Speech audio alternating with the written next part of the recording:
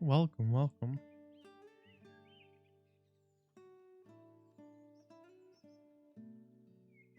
How's everybody doing tonight?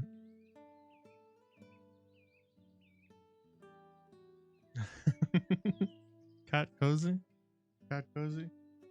True, true.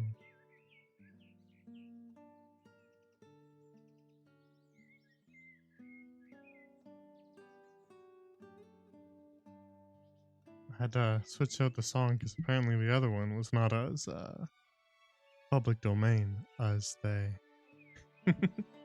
as they claimed it was. How am I today? I'm doing pretty good. Nothing too out of the ordinary going on.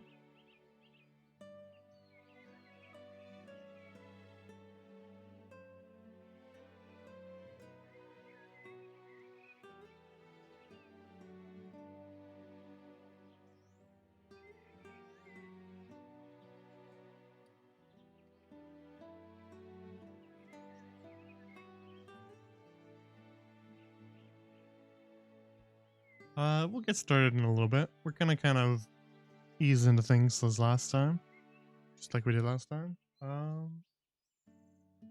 We kind of hang out for a little bit, relax, let people filter in.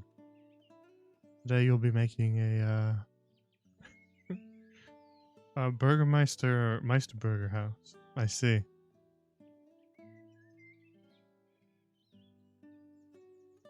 Sort of mansion. Is that what you're saying? You gotta use some of those gothic horror assets. Some of those nice rooftops. Little statues.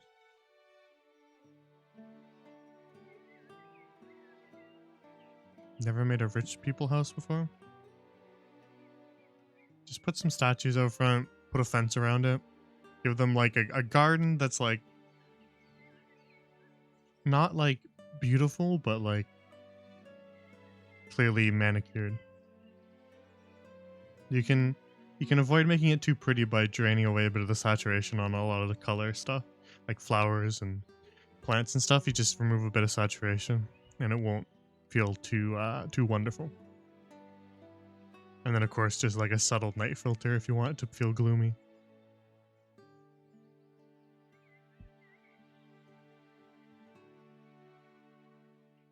But yeah, use the gothic horror buildings. They're good for like manners.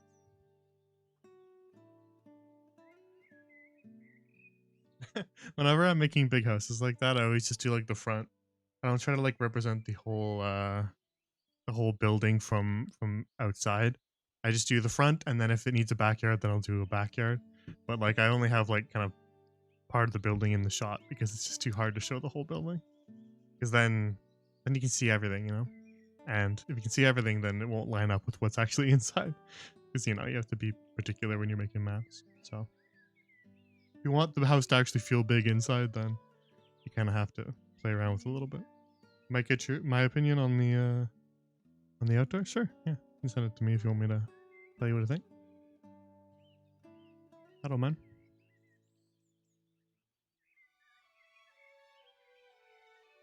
We'll do a recap of what happened so far. For any people who were not here last time, but if you weren't here last time, well, the VOD is still available for you. Here, I think, probably still, and on YouTube as well. So you can go and get fully caught up yourself if you want to. But we'll do a brief recap. I think this book is probably pretty easy to recap because it's mostly just like comfy stuff happening.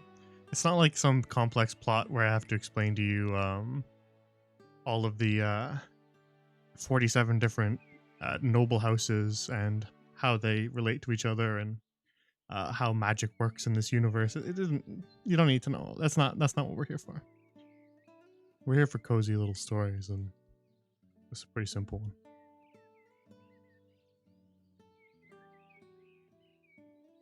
You have to make peach cobbler tomorrow morning, so you have to get your prep done today. Fair enough. Well, we're just gonna have a cozy little stream. I don't know how long we'll go for tonight. But then again, I didn't know how long last time we did this either. We just kind of hung out a little bit. We got through like 10 chapters last time. We'll see. It's gonna depend on how long the chapters are. Because if they're longer chapters, then we might get through less. If they're shorter chapters, we might get through just as many or more. Hard to say. So we'll just play it by ear. I'm not scheduling this. That would be antithetical to being comfy. We're just hanging out and we're listening to nice little stories. Well, you guys are listening. I'm doing more, but you get what I mean. Like last time, you wanted to drink some chamomile, but like no sleep, only maps. Fair enough.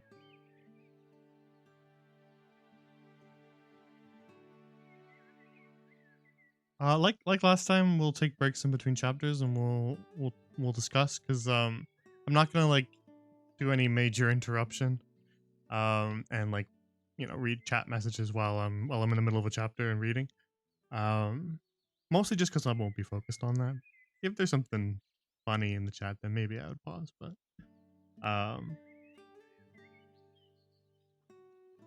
we're not gonna take any major detours. So if anyone's following or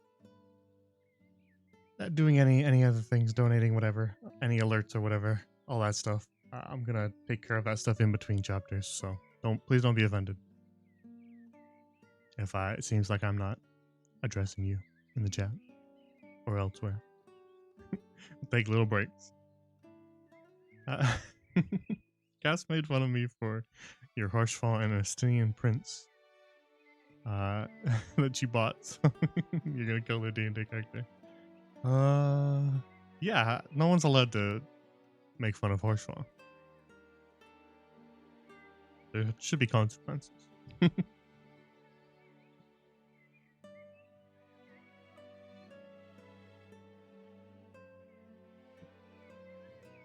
Yeah, exactly.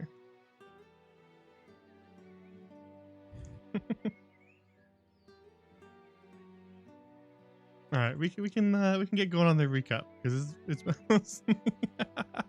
that's not comfy language. Please use more comfy language, even if you are quoting someone. We're only cozy here.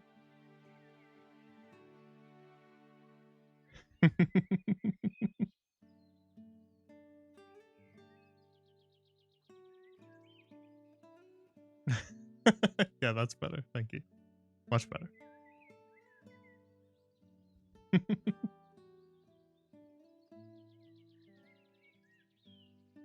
All right. Let's get our recap going. So for the uninitiated, for those who are new here, who maybe weren't here last time, or new to the channel in general, maybe, who knows? Then this is the book we're reading. Anne of Green Gables by L.M. Montgomery, who is a Canadian author. This book is from the early 1900s, the very early 1900s. So this book is about 100 years old. The author herself did live in Prince Edward Island for most of her childhood. And so this book, which takes place in Prince Edward Island, is based a lot on her own experience of the area, as she is a local. So all those descriptions, they are quite authentic.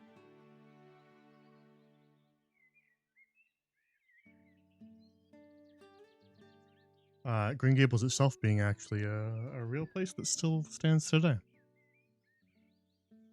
So let's get into our little recap. I really need to finish your passport document. Yeah, so that you can go to Prince Edward Island and see Green Gables. It is a nice place. All right, let's move over to our other cozy corner, and let's do our recap. Need Green Gables in your life? Well, this will be the next best thing, I suppose, as to next to actually traveling. All right, let's head over here.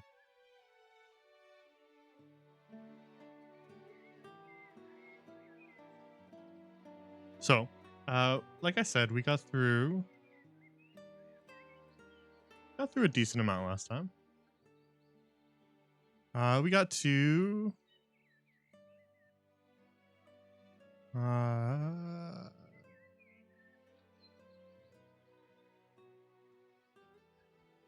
uh, we got to here. We got to Anne's impression of Sunday school. We didn't start this chapter. This is the chapter we're on, 11. Um, so that's where we'll resume. But previously on previously on Anne of Green Gables. Um, let's see. Well, these two brother and sister, Matthew and Marilla Cuthbert, in a small town, Avonlea on Prince Edward Island in Canada. They decided that in their old age, because they're both getting old, that they might want someone to help at the farm, and so they decided their farm, Green Gables. They decided that they would adopt an orphan from an orphanage nearby in Nova Scotia, um, and they wanted a boy to help with the farm. But of course, when Matthew went to the train station to pick up the orphan, it was not a boy. It was a redheaded girl named Anne, who has a very active imagination and talks quite a lot. Now, Matthew, who is very, very shy, was not really able to tell her that they weren't looking for her, that they were looking for a boy instead. And so he decided to just take her back to the house and let Marilla do it, as she's a lot more assertive than he is. But of course, on the ride back, as Anne chatted away, all talkative, he began to find that he kind of liked having her around, as he liked having someone do all the talking for him, since he's a quiet fellow. And so by the time that they got back, and Marilla was like, "Nope, we need to send her away because we don't want a girl, we want a boy to help with the farm." Matthew was kind of set on having her stay anyway. And so Marilla herself, being kind of stern, but she's a caring lady. She was originally going to send Anne away, but after several different incidents with Anne, she kind of came to appreciate her in spite of herself. In spite of her best efforts to get rid of Anne, she decided that perhaps she would let Matthew have his way and that they would let her stay there.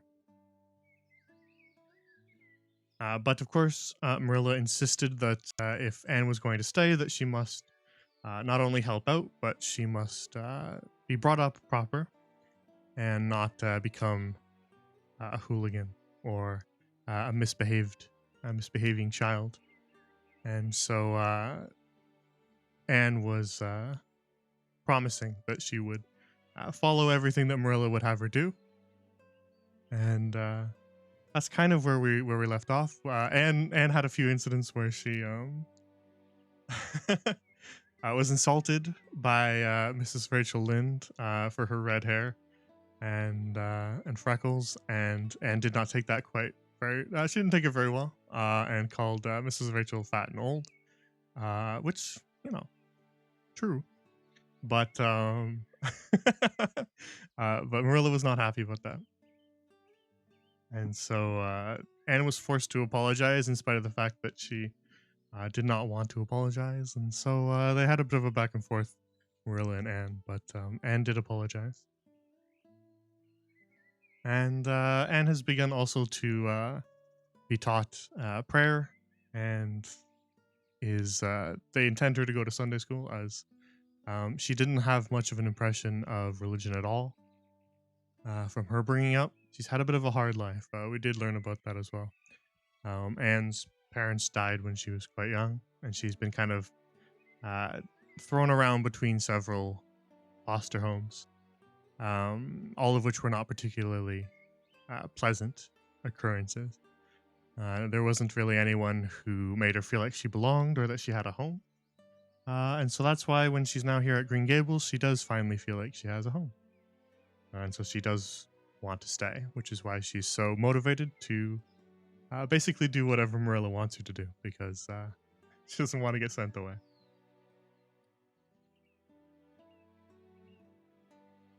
So, like I said, we were right here.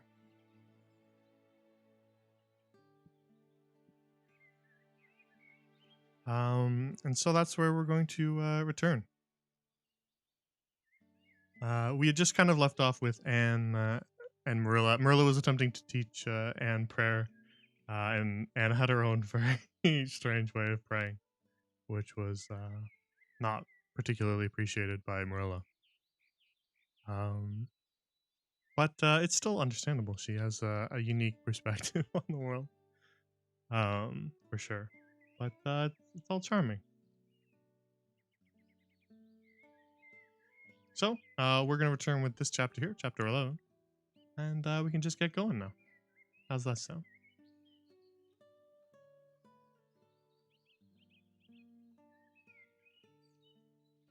So everybody get cozy, and we will start reading.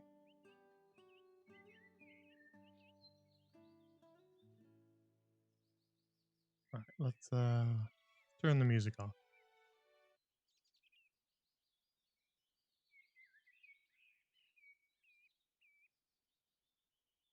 Make sure my volumes are okay. My voice looks fine.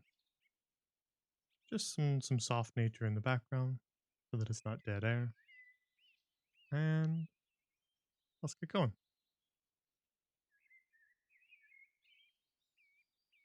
All right. Chapter 11. Anne's Impressions of Sunday School. Well, how do you like them? Said Marilla. Anne was standing in the gable room, looking solemnly at 3 new dresses spread out on the bed. One was of snuffy colored gingham, which Marilla had been tempted to buy from a peddler the preceding summer because it looked so serviceable.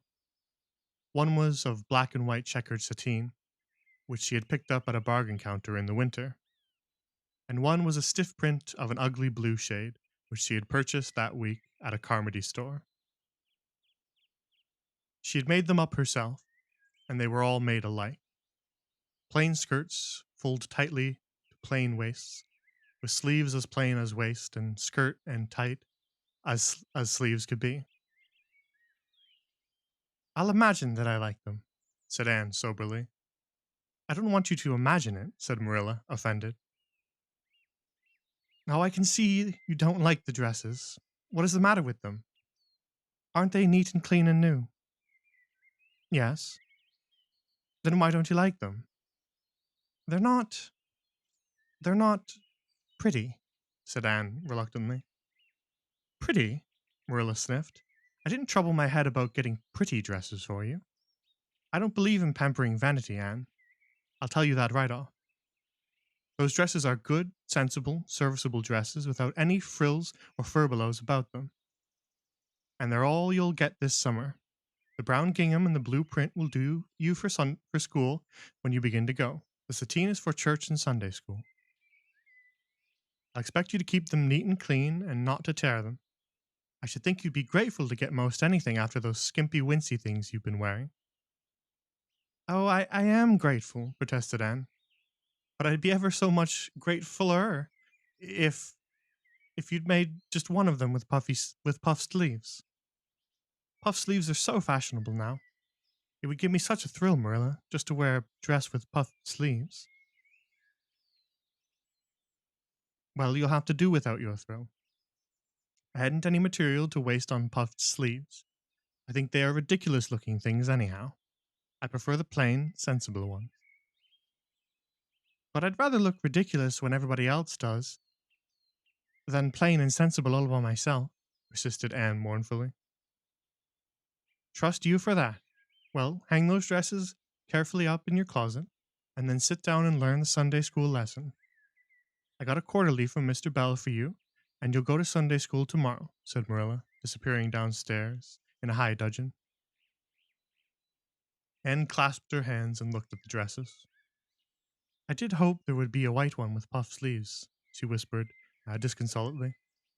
I prayed for one, but I didn't much expect it on that account. I didn't suppose God would have time to bother about little orphan girls' dresses. I knew I'd just have to depend on Marilla for it. But fortunately, I can imagine that one of them is a snow white muslin with lovely lace frills and three puffed sleeves. The next morning, warnings of a sick headache prevented Marilla from going to Sunday school with Anne. You'll have to go down and call for Mrs. Lynde, Anne, she said. She'll see that you get into the right class. Now mind you behave yourself properly. Stay to preaching afterwards and ask Mrs. Lynde to show you our pew. Here's a cent for collection. Don't stare at people and don't fidget. I shall expect you to tell me the text when you come home. Anne started off irreproachable, arrayed in the stiff black and white sateen, which, while decent as regards length, and certainly not open to the charge of skimpiness, contrived to emphasize every corner and angle of her thin figure. Her hat was a little flat, glossy new sailor, the extreme plainness of which had likewise much disappointed Anne, who had permitted herself secret visions of ribbons and flowers. The latter, however, were supplied before Anne reached the main road, for being confronted halfway down the lane with a golden frenzy of wind-stirred buttercups and a glory of wild roses, Anne promptly and liberally garlanded her hat with a heavy wreath of them. Whatever other people might have thought of the result, it satisfied Anne, and she tripped gaily down the road, holding her ruddy head with its decoration of pink and yellow very proudly. When she had reached Mrs. Lynde's house, she found that lady gone. Nothing daunted, Anne proceeded onward to the church alone. In the porch, she found a crowd of little girls, all more or less gaily attired in whites and blues and pinks, and all staring with curious eyes at this stranger in their midst, with their extraordinary head adornment. Avonlea little girls had already heard queer stories about Anne. Mrs. Lynde said she had an awful temper. Jerry Butt, the hired boy at Green Gables, said she talked all the time to herself or to the trees and flowers like a crazy girl. They looked at her and whispered to each other behind their quarterlies. Nobody made any friendly advances, then or later on when the opening exercises were over and Anne found herself in Mrs. Rogerson's class. Miss Rogerson was a middle-aged lady who had taught a Sunday school class for 20 years. Her method of teaching was to ask the printed questions from the quarterly and look sternly over its edge at the particular little girl she thought ought to answer the question. She looked very often at Anne, and Anne, thanks to Marilla's drilling, answered promptly. But it may be questioned if she understood it very much about either question or answer. She did not think she liked Miss Rogerson, and she felt very miserable. Every other little girl in the class had puffed sleeves. Anne felt that life was really not worth living without puffed sleeves. Well, how did you like Sunday school? Marilla wanted to know when Anne came home. Her wreath having faded, Anne had discarded it in the lane, so Marilla was spared the knowledge of that for a time. I didn't like it a bit. It was horrid. Anne Shirley, said Marilla rebukingly. Anne sat down on the rocker with a long sigh, kissed one of Bonnie's leaves, and waved her hand to a blossoming fuchsia. They might have been lonesome while I was away, she explained. And now about the Sunday school. I behaved well, just as you told me. Mrs. Lynde was gone, but I went right on myself. I went into the church with a lot of other little girls, and I sat in the corner of a pew by the window while the opening exercises went on. Mr. Bell made an awfully long prayer. I would have been dreadfully tired before he got through if I hadn't been sitting by that window. But it looked right out on the lake of shining waters, so I just gazed at that and imagined all sorts of splendid things. You shouldn't have done anything of the sort. You should have listened to Mr. Bell. But he wasn't talking to me, protested Anne. He was talking to God, and he didn't seem to be very much interested in it either. I think he thought God was too far off, though. There was a long row of white birches hanging over the lake, and the sunshine fell down through them, way down deep into the water. Oh, Marilla, it was like a beautiful dream. It gave me a thrill, and I just said, "Thank you for it, God," 2 or 3 times. Not out loud, I hope, said Marilla anxiously. Oh, no, just under my breath. Well, Mr. Bell did get through at last, and they told me to go into the classroom with Miss Rogerson's class. There were 9 other girls in it. They all had puff sleeves. I tried to imagine mine were puffed too, but I couldn't. Why couldn't I? It was as easy as could be to imagine they were puffed when I was alone in the East Gable, but it was awfully hard there among the others who had really truly puffs. You shouldn't have been thinking about your sleeves in Sunday school. You should have been attending to the lesson. I hope you knew it. Oh, yes. And I answered lots of questions. Miss Rogerson asked ever so many. I don't think it was fair for her to do all the asking. There were lots I wanted to ask her, but I didn't like to because I didn't think she was a kindred spirit. Then all the other little girls recited a paraphrase. She asked me if I knew any. I told her I didn't, but I could recite The Dog at His Master's Grave if she liked. That's in the Third Royal Reader. It isn't a really truly religious piece of poetry, but it's so sad and melancholy that it might as well be. She said it wouldn't do, and she told me to learn the 19th paraphrase for next Sunday. I read it over in church afterwards, and it's splendid. There are 2 lines in particular that just thrill me. Quick as the slaughtered squadrons fell in Midian's evil day. I don't know what squadrons means, nor Midian, either, but it sounds so tragical. I can hardly wait until next Sunday to recite it. I'll practice it all week. After Sunday school, I asked Mrs. Rogerson, because Mrs. Lynn was too far away, to show me your pew. I sat just as still as I could, and the text was Revelation's 3rd chapter, 2nd and 3rd verses. It was a very long text. If I was a minister, I'd pick the short, snappy ones. The sermon was awfully long, too. I suppose the minister had to match it to the text. I didn't think he was a bit interesting. The trouble with him seems to be that he hasn't enough imagination. I didn't listen to him very much. I just let my thoughts run, and I thought of the most surprising things. Marilla felt helplessly that all this should be sternly reproved, but she was hampered by the undeniable fact that some of the things Anne had said, especially about the minister's sermons and Mr. Bell's prayers, were what she herself had really thought deep down in her heart for years, but had never given expression to. It almost seemed to her that those secret, unuttered, critical thoughts had suddenly taken visible and accusing shape and form in the person of this outspoken morsel of neglected humanity. End of chapter. it's such a it's such a funny and apt description. They call her um an outspoken morsel of neglected humanity.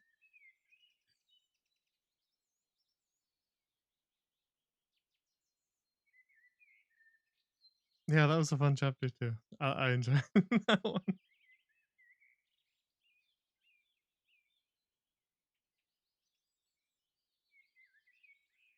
Uh, yeah, she really does just speak her mind, just completely.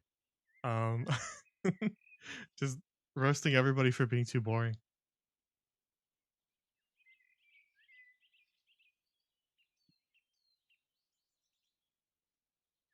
And I like when she says that it's not fair that the teacher was doing all the question asking, because I had some questions that I wanted to ask too. That was really funny.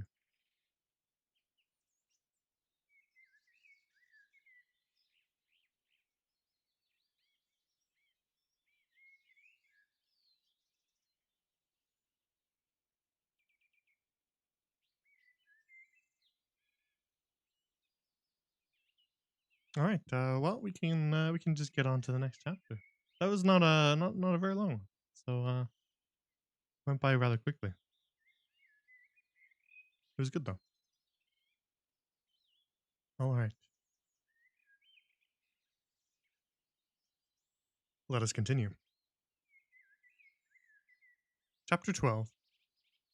A Solemn Vow and Promise. It was not until the next Friday that Marilla heard the story of the flower wreath hat. She came home from Mrs. Lynde's and called Anne to account. Anne, Mrs. Rachel says that you went to church last Sunday with your hat rigged out ridiculous with roses and buttercup. What on earth put you up to such a caper? A pretty looking object you must have been. Oh, uh, I know pink and yellow aren't becoming to me, began Anne. Becoming fiddlesticks! It was putting flowers on your hat at all, no matter what color they were, that was ridiculous. You are the most aggravating child. I don't see why it's any more ridiculous to wear flowers on your hat than on your dress, protested Anne. Lots of little girls there had bouquets pinned to their dresses. What's the difference? Marilla was not to be drawn from the safe concrete into dubious paths of the abstract. Don't answer me back like that, Anne. It was very silly of you to do such a thing. Never let me catch you at such a trick again. Mrs. Rachel says she thought she would sink through the floor when she saw you come in all rigged out like that. She couldn't get near enough to tell you to take them off till it was too late. She says people talked about it something dreadful. Of course, they would think I had no better sense than to let you go decked out like that. Oh, I'm sorry, said Anne, tears welling in her eyes. I never thought you'd mind. The roses and buttercups were so sweet and pretty that I thought they'd look lovely on my hat. Lots of little girls had artificial flowers on their hats. I'm afraid I'm going to be a dreadful trial to you. Perhaps you'd better send me back to the asylum. That would be terrible. I don't think I could endure it. Most likely I would go into consumption. I'm so thin as it is, you see. But that would be better than being a trial to you. Nonsense, said Marilla, vexed at herself for having made the child cry. I don't want to send you back to the asylum, I'm sure. All I want is that you should behave yourself like other little girls and not make yourself ridiculous. Don't cry any more. I've got some news for you. Diana Barry came home this afternoon. I'm going up to see if I can borrow a skirt pattern from Mrs. Barry, and if you like, you can come with me and get acquainted with Diana. Anne rose to her feet. With clasped hands, the tears still glistening on her cheeks, the dish towel she had been hemming slipped unheeded to the floor. Oh, Marilla, I'm frightened. Now that it has come, I'm actually frightened. What if she shouldn't like me? It would be the most tragical disappointment of my life. Now don't get into a fluster. And I do wish you wouldn't use such long words. It sounds so funny in a little girl. I guess Diana will like you well enough. It's her mother you've got to reckon with. If she doesn't like you, it won't matter how much Diana does. She has heard about your outburst to Mrs. Lynde and going to church with buttercups round your hat. I don't know what she'll think of you. You must be polite and well behaved, and don't make any of your startling speeches. For pity's sake, if the child isn't actually trembling. Anne was trembling. Her face was pale and tense. Oh, Marilla, you'd be excited too, if you were going to meet a little girl you hoped to be your bosom friend, and whose mother mightn't like you, she said, as she hastened to get her hat. They went over to Orchard Slope by the short cut across the brook and up the Furry Hill Grove. Mrs. Barry came to the kitchen door in answer to Marilla's knock. She was a tall, black-eyed, black-haired woman with a very resolute mouth. She had the reputation of being very strict with her children. How do you do, Marilla? She said cordially. Come in.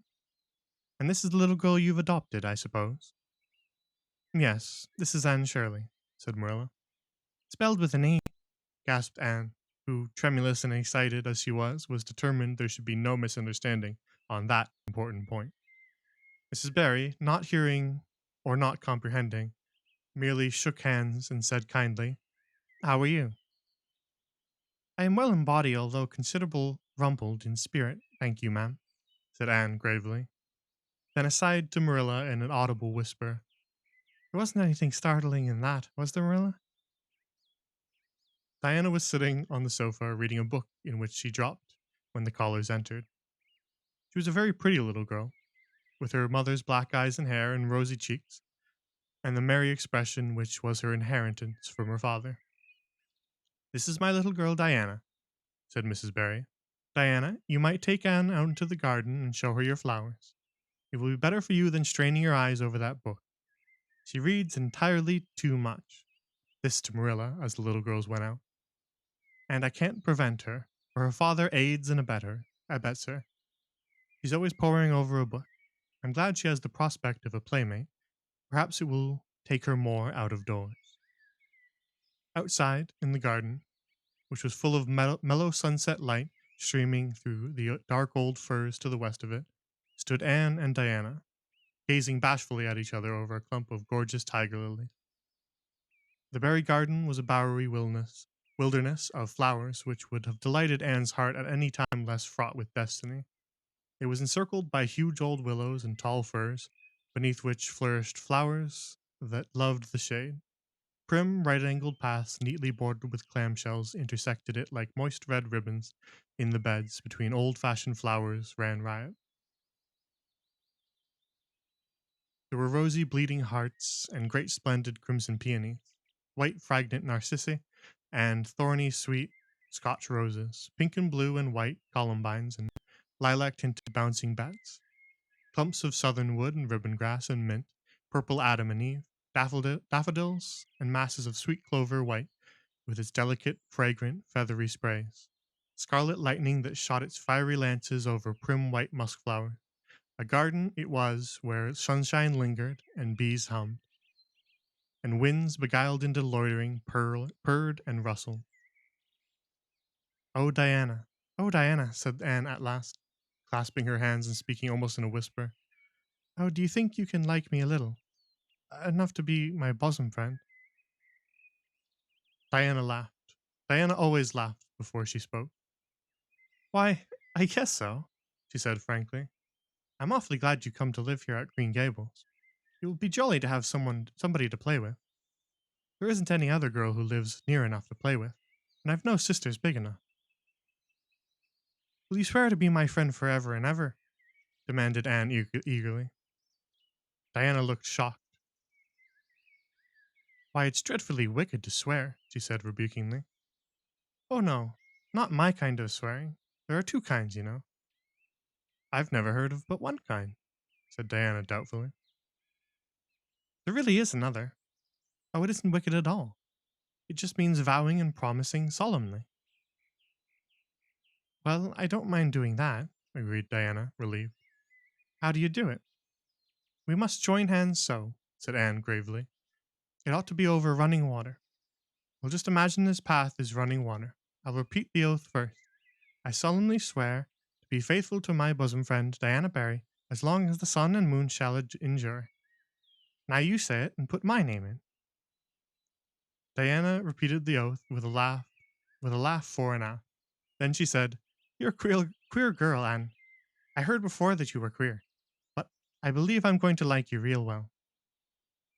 When Marilla and Anne went home, Diana went with them as far as the log bridge. The two little girls walked, their arms about each other.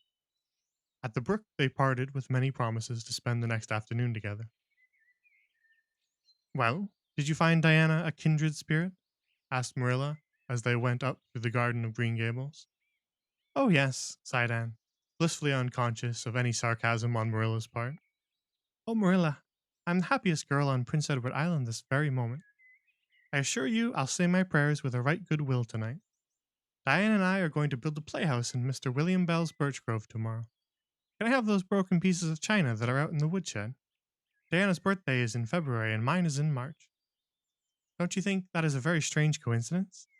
Diana's going to lend me a book to read. She says it's perfectly splendid and tremendously exciting. She's going to show me a place back in the woods where rice lilies grow. Don't you think that Diana has got very soulful eyes?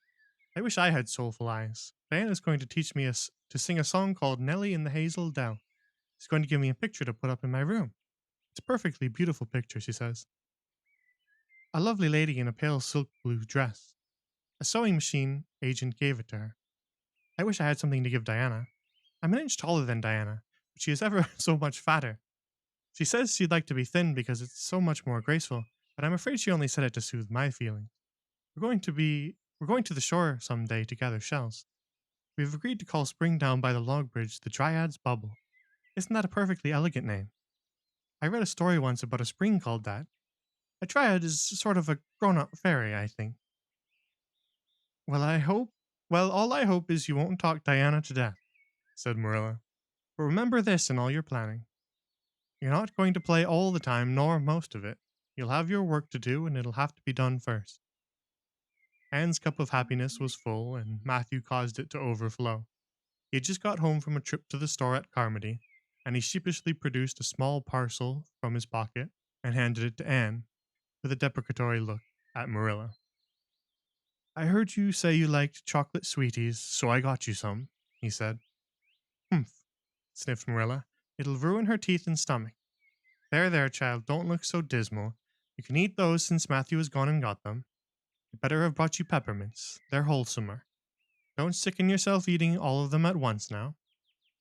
Oh, no, indeed I won't, said Anne eagerly. I'll eat just one tonight, Marilla, and I can give Diana half of them, can't I? The other half will taste twice as sweet to me if I give some to her. It's delightful to think that I have something to give her.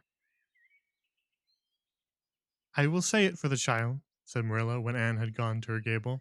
She isn't stingy. I'm glad for all her faults. I'm glad for all her faults. I detest stinginess. For all faults, I detest stinginess in a child. Dear me, it's only 3 weeks since she came, and it seems as if she's been here always. Can't imagine the place without her. Now, don't be looking I told you so, Matthew. That's bad enough in a woman, but it isn't to be endured in a man. I'm perfectly willing to own up that I'm glad I consented to keep the child, and that I'm getting fond of her, but don't you rub it in, Matthew Cuthbert. End of chapter. Hang on, I need to drink them so that my voice doesn't get all scratchy. Because I've been doing more talking this week. What with our other stream.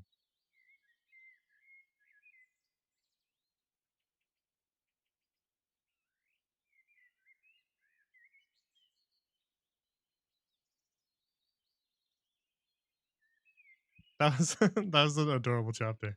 And Anne is so like immediately ride or die. It's hilarious. She's like she's basically just like, yeah, I've known Diana for like 14 seconds and I will die for her. the the oath the oath that she has to do. She's like, we have to do this oath over running water, but let's just pretend that the road here, this path, let's pretend that's running water. The map you're making, like for reference, we're talking about TTRPG map. The map you're making is making you want to throw your laptop out of a window gently, of course, because it's a comfy stream and it's just like me for real. Yeah, she is very relatable. There was a really crazy like full paragraph of garden description in there in that chapter. It was really vivid.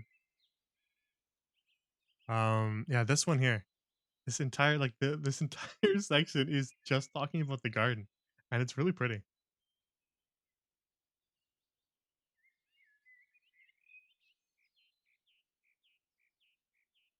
Is this all one sentence? Hang on, there's a period there.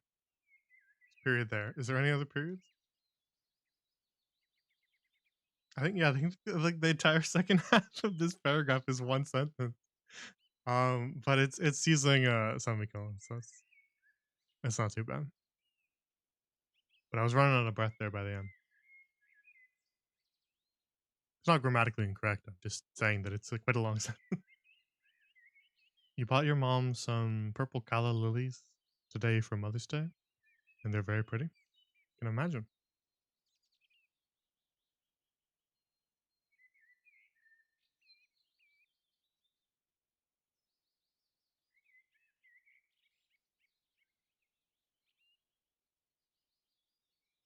All right. Shall we continue on to the next chapter?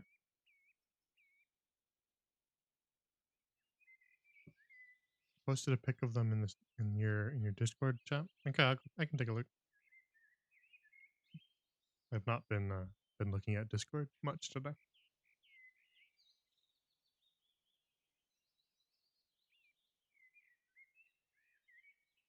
All right.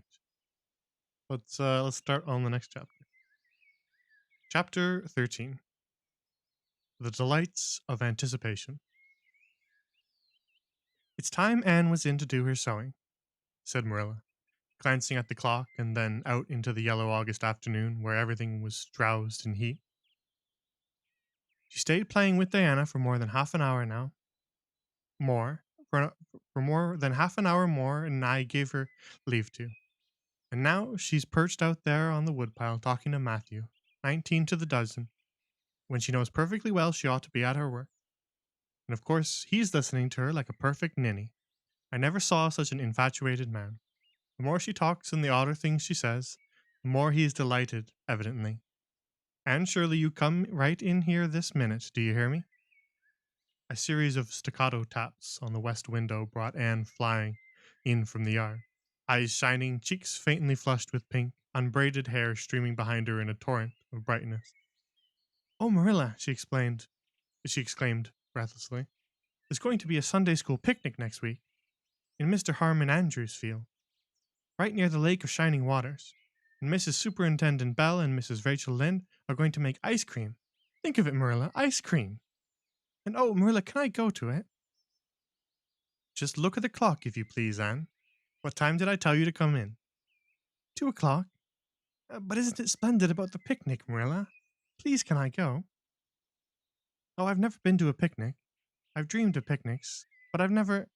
Yes, I told you to come in at 2 o'clock, and it's 2:45. I'd like to know why you didn't obey me, Anne. Why, I meant to, Marilla, as much as I could. But you have no idea how fascinating Idlewild is. And then, of course, I had to tell Matthew about the picnic. Matthew is such a sympathetic listener. Please, can I go? You'll have to learn to resist the fascination of idle whatever you call it. When I tell you to come in at a certain time, I mean that time and not a half an hour later. And you needn't stop to discourse with sympathetic listeners on your way either. As for the picnic, of course you can go. You're a Sunday school scholar, and it's not likely I'd refuse to let you go when all the other little girls are going. But, faltered Anne, Diana says that everybody must take a basket of things to eat.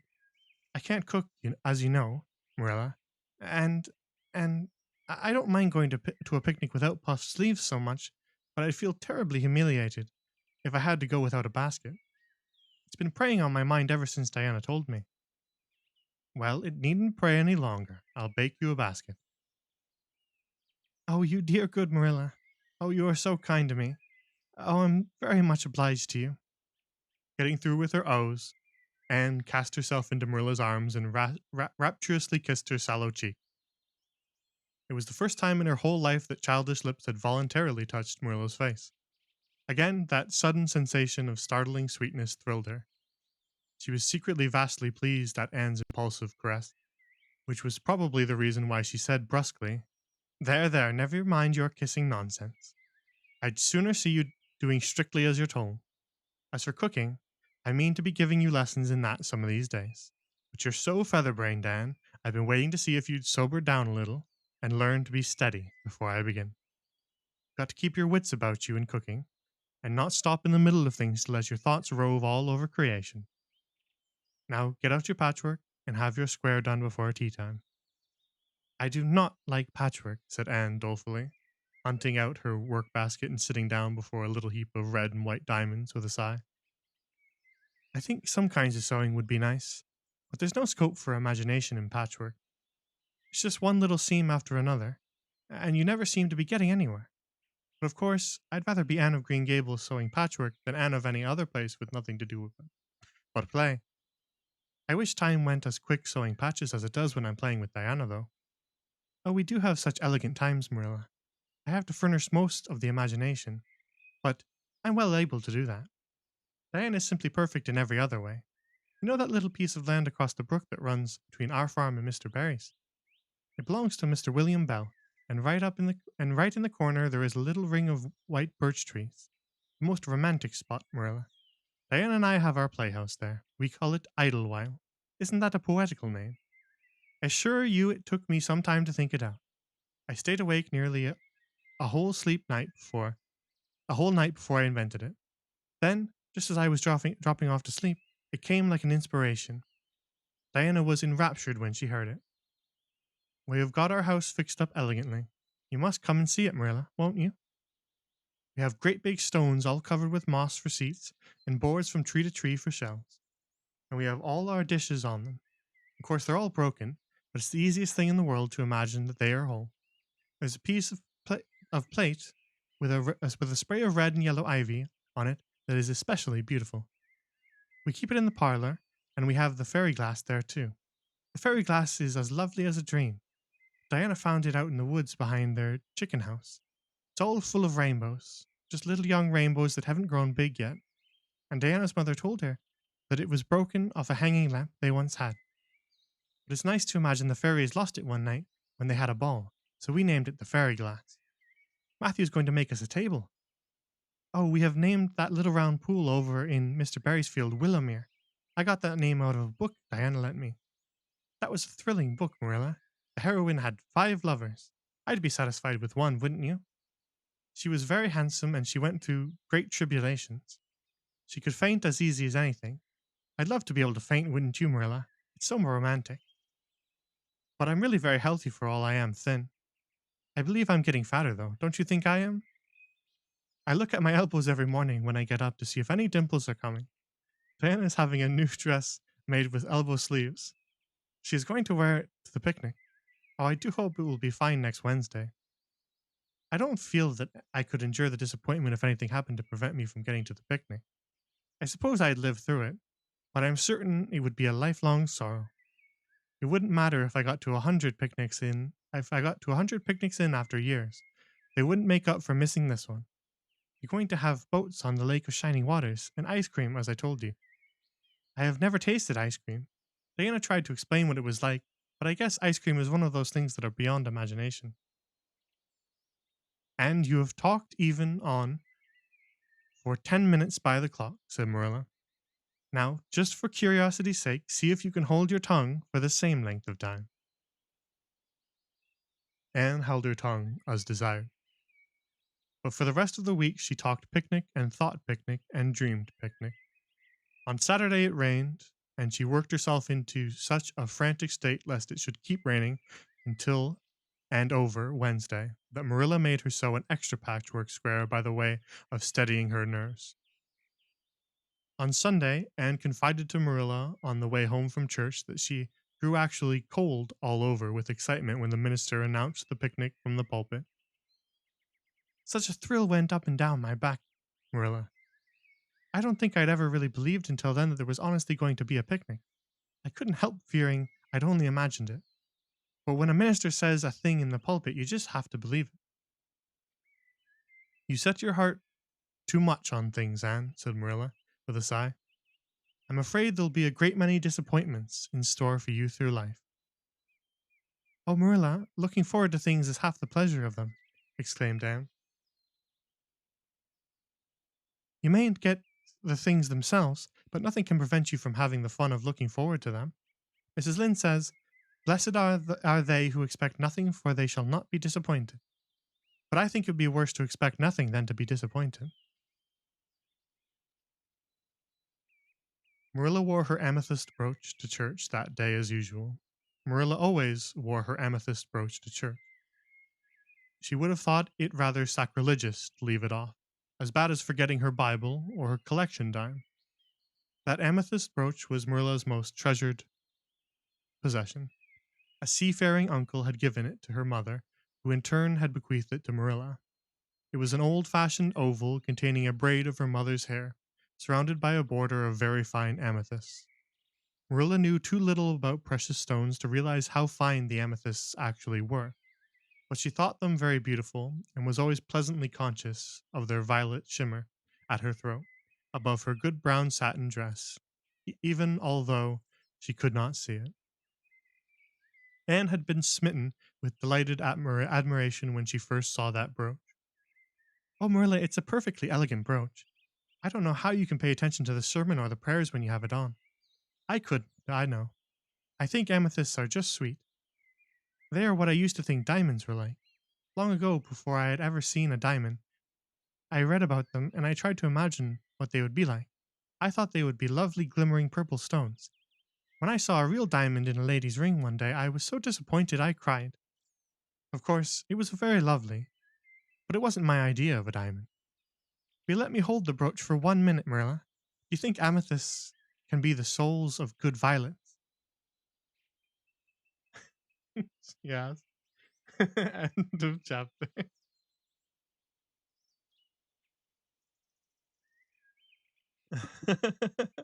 Welcome, Zeke. How are you tonight? We're just having a comfy, quiet stream.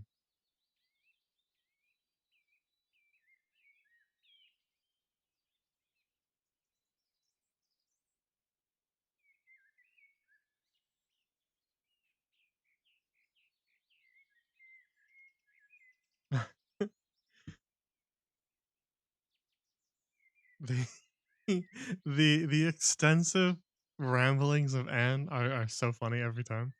Just massive paragraph of Anne just constantly talking. It's really adorable and really well written, but I always run out of breath because I'm trying to say it all quickly, like she would.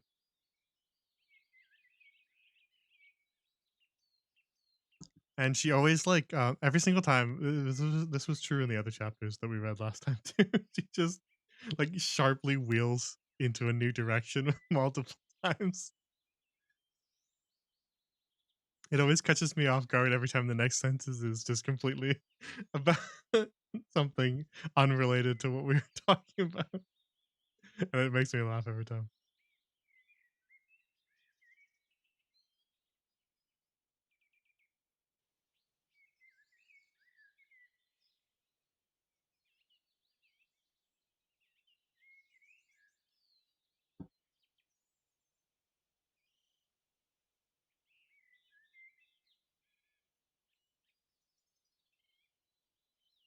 All right, shall we continue?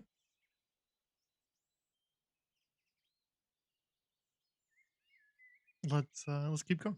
On to chapter 14.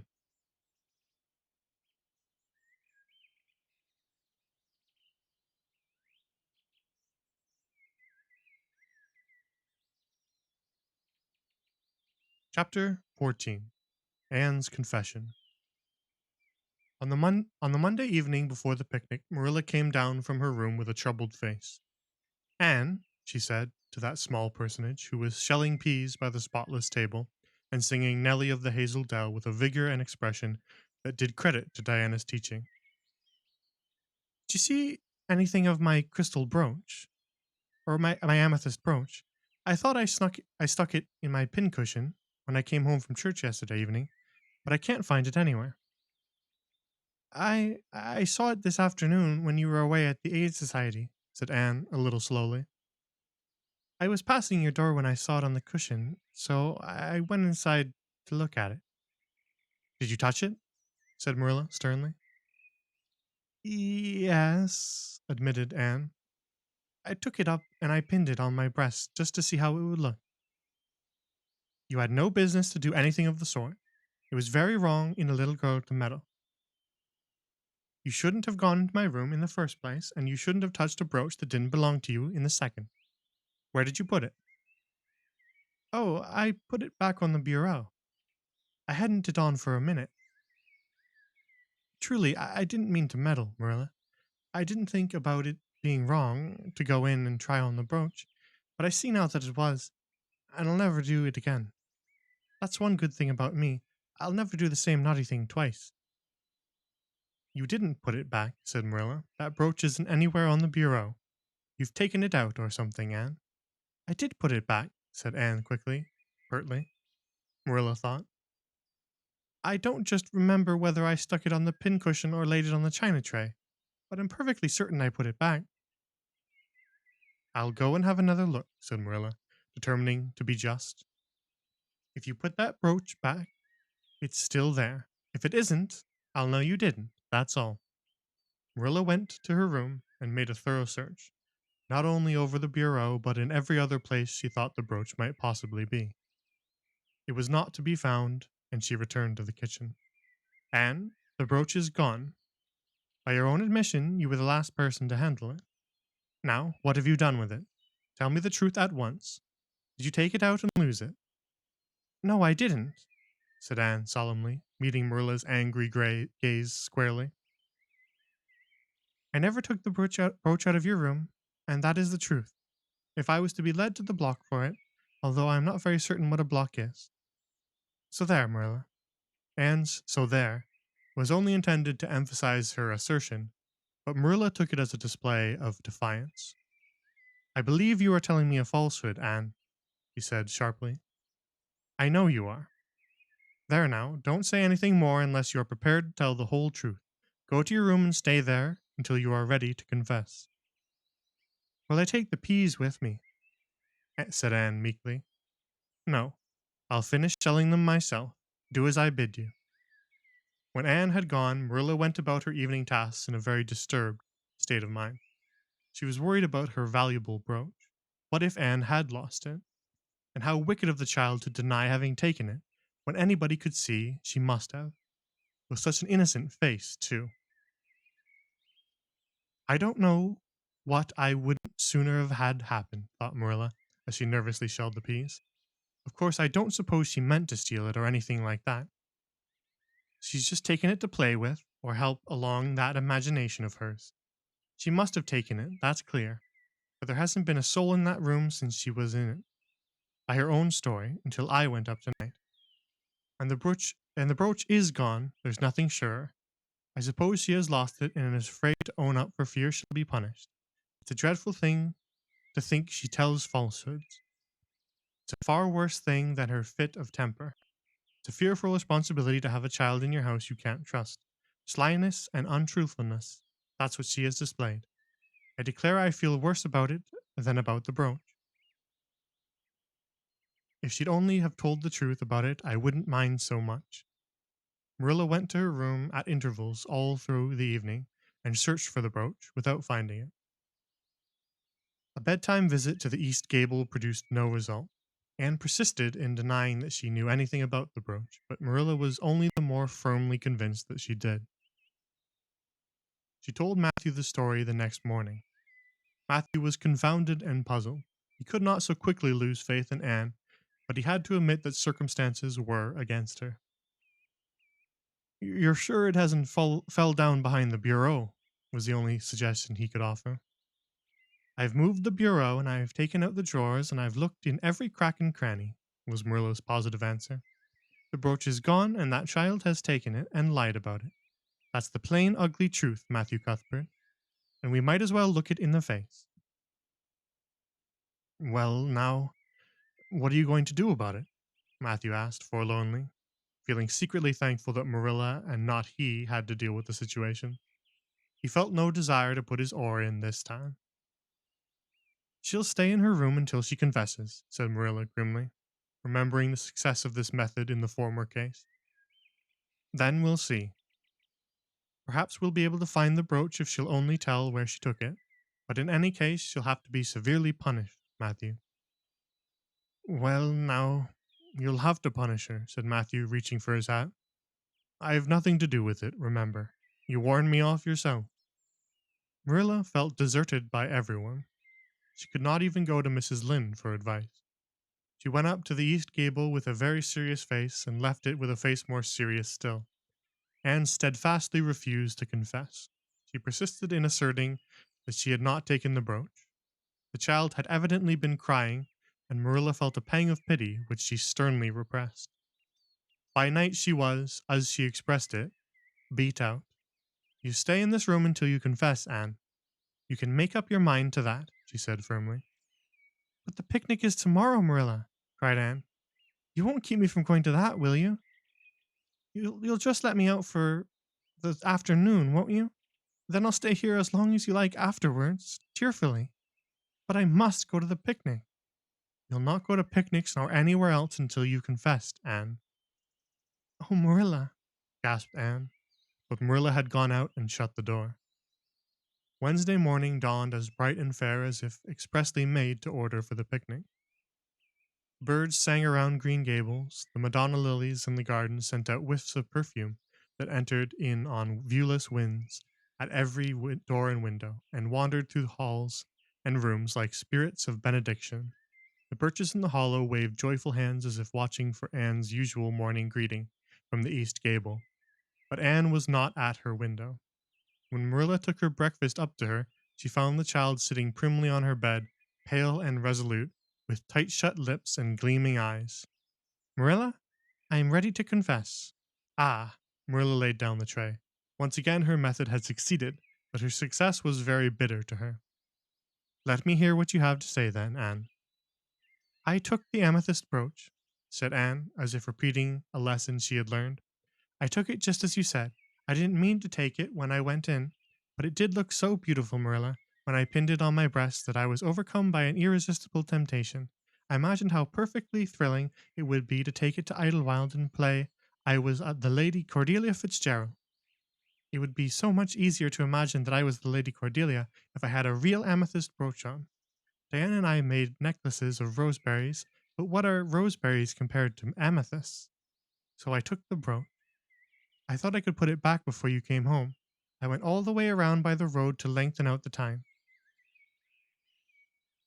When I was going over the bridge across the lake of shining waters, I took the brooch off to have another look at it. Oh, how did it shine in the sunlight! And then, when I was leaning over the bridge, it just slipped through my fingers. So, and went down, down, all purpley sparkling, and sank forever more beneath the lake of shining waters. And that's the best I can do at confessing, Marilla. Marilla felt hot anger surge up into her heart again.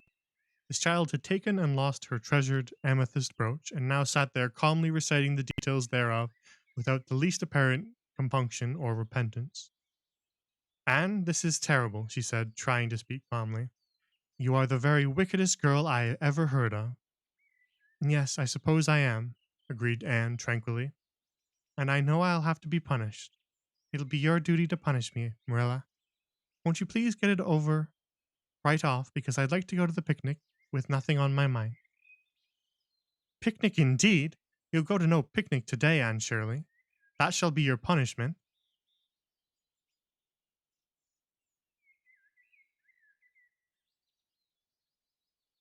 And it isn't half severe enough either with what you've done.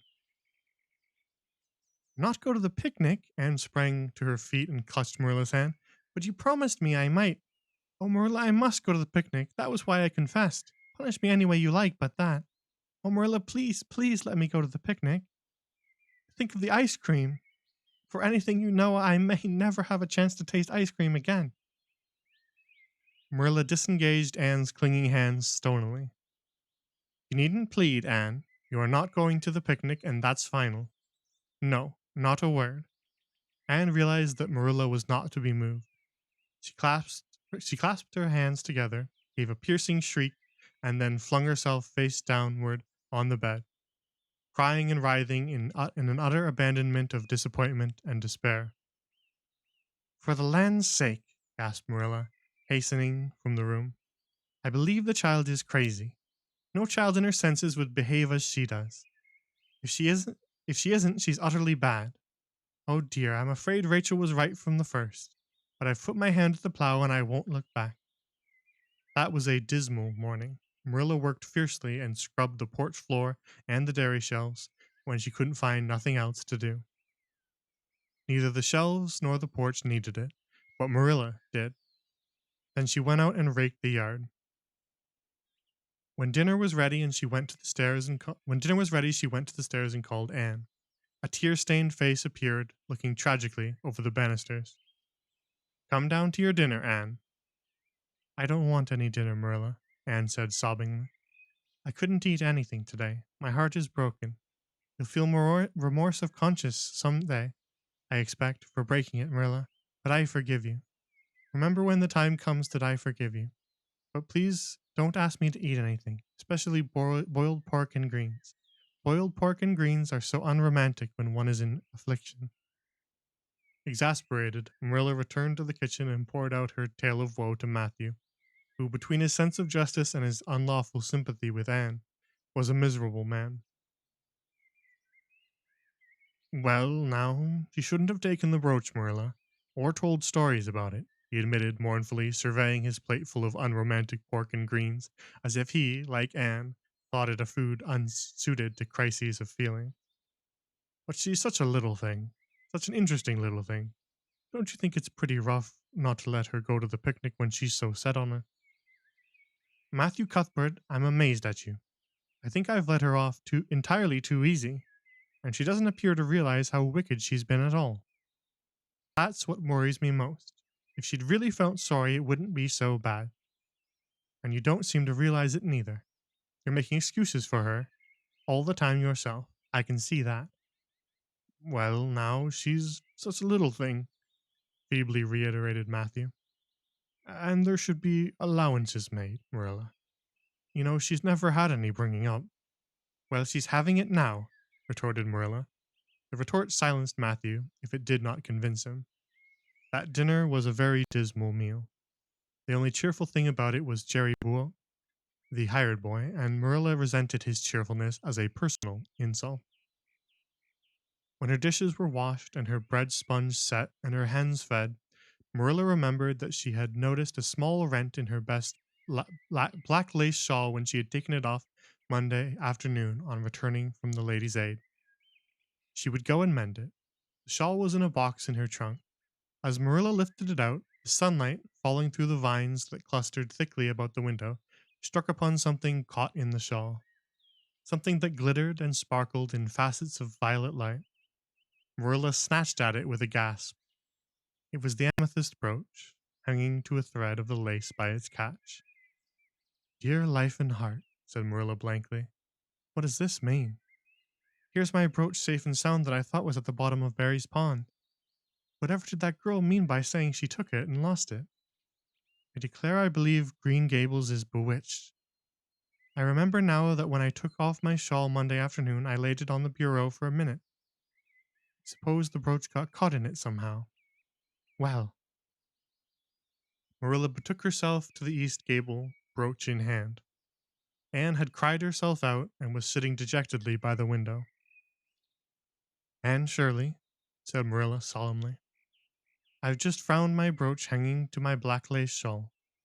Now I want to know what that rigmarole you told me this morning meant. Why, you said you'd keep me here until I confessed, returned Anne wearily. And so I decided to confess because I was bound to get to the picnic.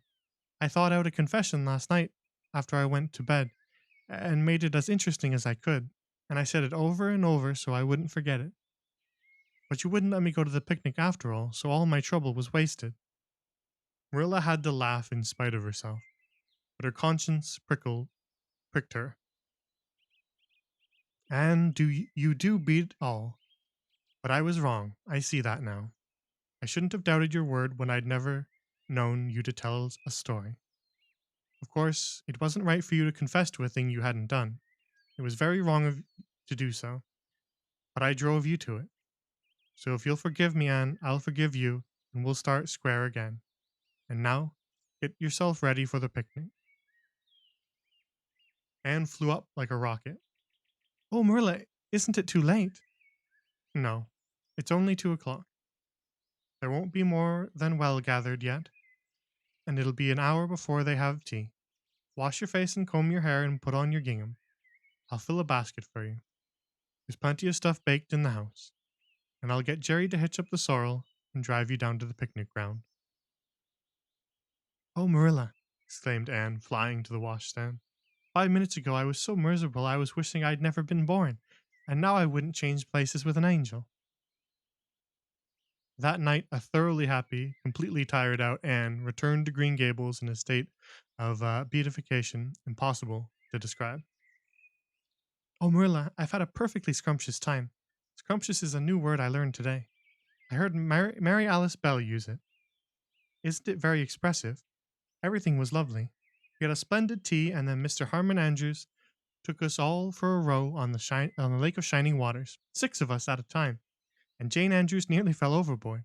She was leaning out to pick water lilies, and if Mr. Andrews hadn't caught her by her sash just in the nick of time, she'd fallen in and probably been drowned. I wish it had been me. It would have been such a romantic experience to have been nearly drowned. It would have been such a thrilling tale to tell. And we had the ice cream. Words fail me to describe ice cream. Marilla, I assure you it was sublime. That evening, Marilla told the whole story to Matthew over her stocking basket. I'm willing to own up that I made a mistake, she concluded candidly, but I've learned a lesson.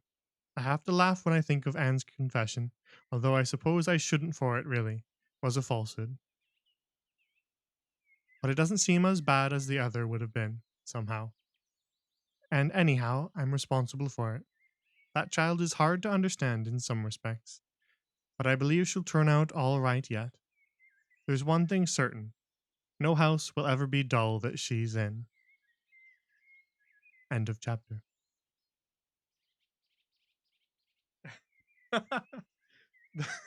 the part the part where she's saying that she would have she wishes she'd almost drowned is so funny. I wish it had been me. It would have been such a romantic experience to have nearly drowned. And then just instantly pivots into the ice cream.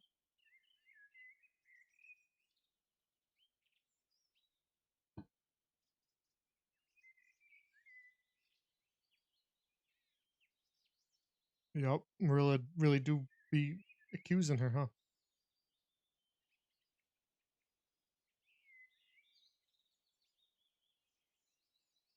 I think the perspective is fair from both of their viewpoints though.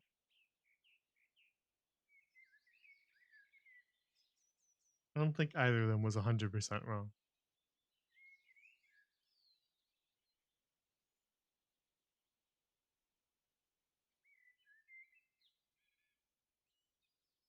How are your maps going? Frustratingly, apparently.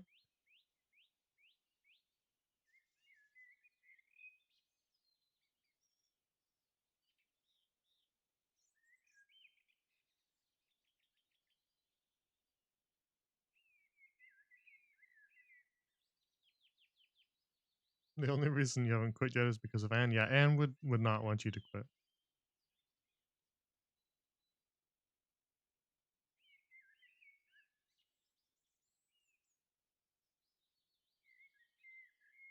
Matthew is so funny. He starts all of his sentences with "Well, now."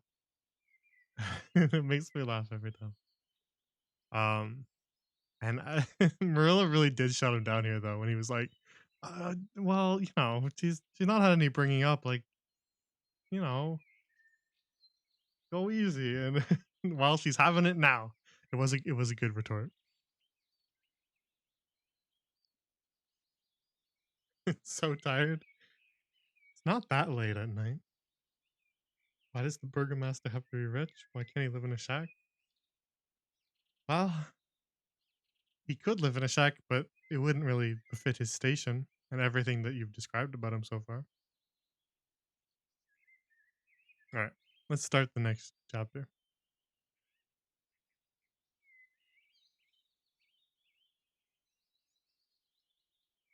Chapter 15. A Tempest in the School Teapot. What a splendid day, said Anne, drawing a long breath. Isn't it good just to be alive on a day like this? I pity the people who aren't born yet for missing it. They may have good days, of course, but they can never have this one. And it's splendider, still, to have such a lovely way to go to school by, isn't it? It's a lot nicer than going round by the road. That is so dusty and hot, said Diana practically, peeping into her dinner basket and mentally calculating if the three juicy toothsome raspberry tarts reposing there were divided among 10 girls, how many bites each girl would have. The little girls of Avonlea School always pooled their lunches, and to eat 3 raspberry tarts all alone, or even to share them only with one's best chum, would have forever and ever branded would would have forever and ever branded as awful mean the girl who did it. And yet, when the tarts were divided among 10 girls, you just got enough to tantalize you. The way Anne and Diana went to school was a pretty one. Anne thought those walks to and from school, with Diana couldn't be improved upon even by imagination. Going around by the main road would have been so unromantic, but to go by Lover's Lane and Willowmere and Violet Vale and the Birch Path was romantic, if ever anything was. Lover's Lane opened out below the orchard at Green Gables and stretched far up into the woods to the end of the Cuthbert farm. It was the way by which the cows were taken back to the back pasture and the wood hauled home in winter. Anne had named it Lover's Lane before she had been a month at Green Gables. Not that lovers ever really walked there, she explained to Marilla, but Diana and I are reading a perfectly magnificent book, and there's a lover's lane in it. So we want to have one too. And it's a very pretty name, don't you think? So romantic. We can't imagine the lovers we can't imagine the lovers into it, you know. I like that lane because you can think out loud there without people calling you crazy.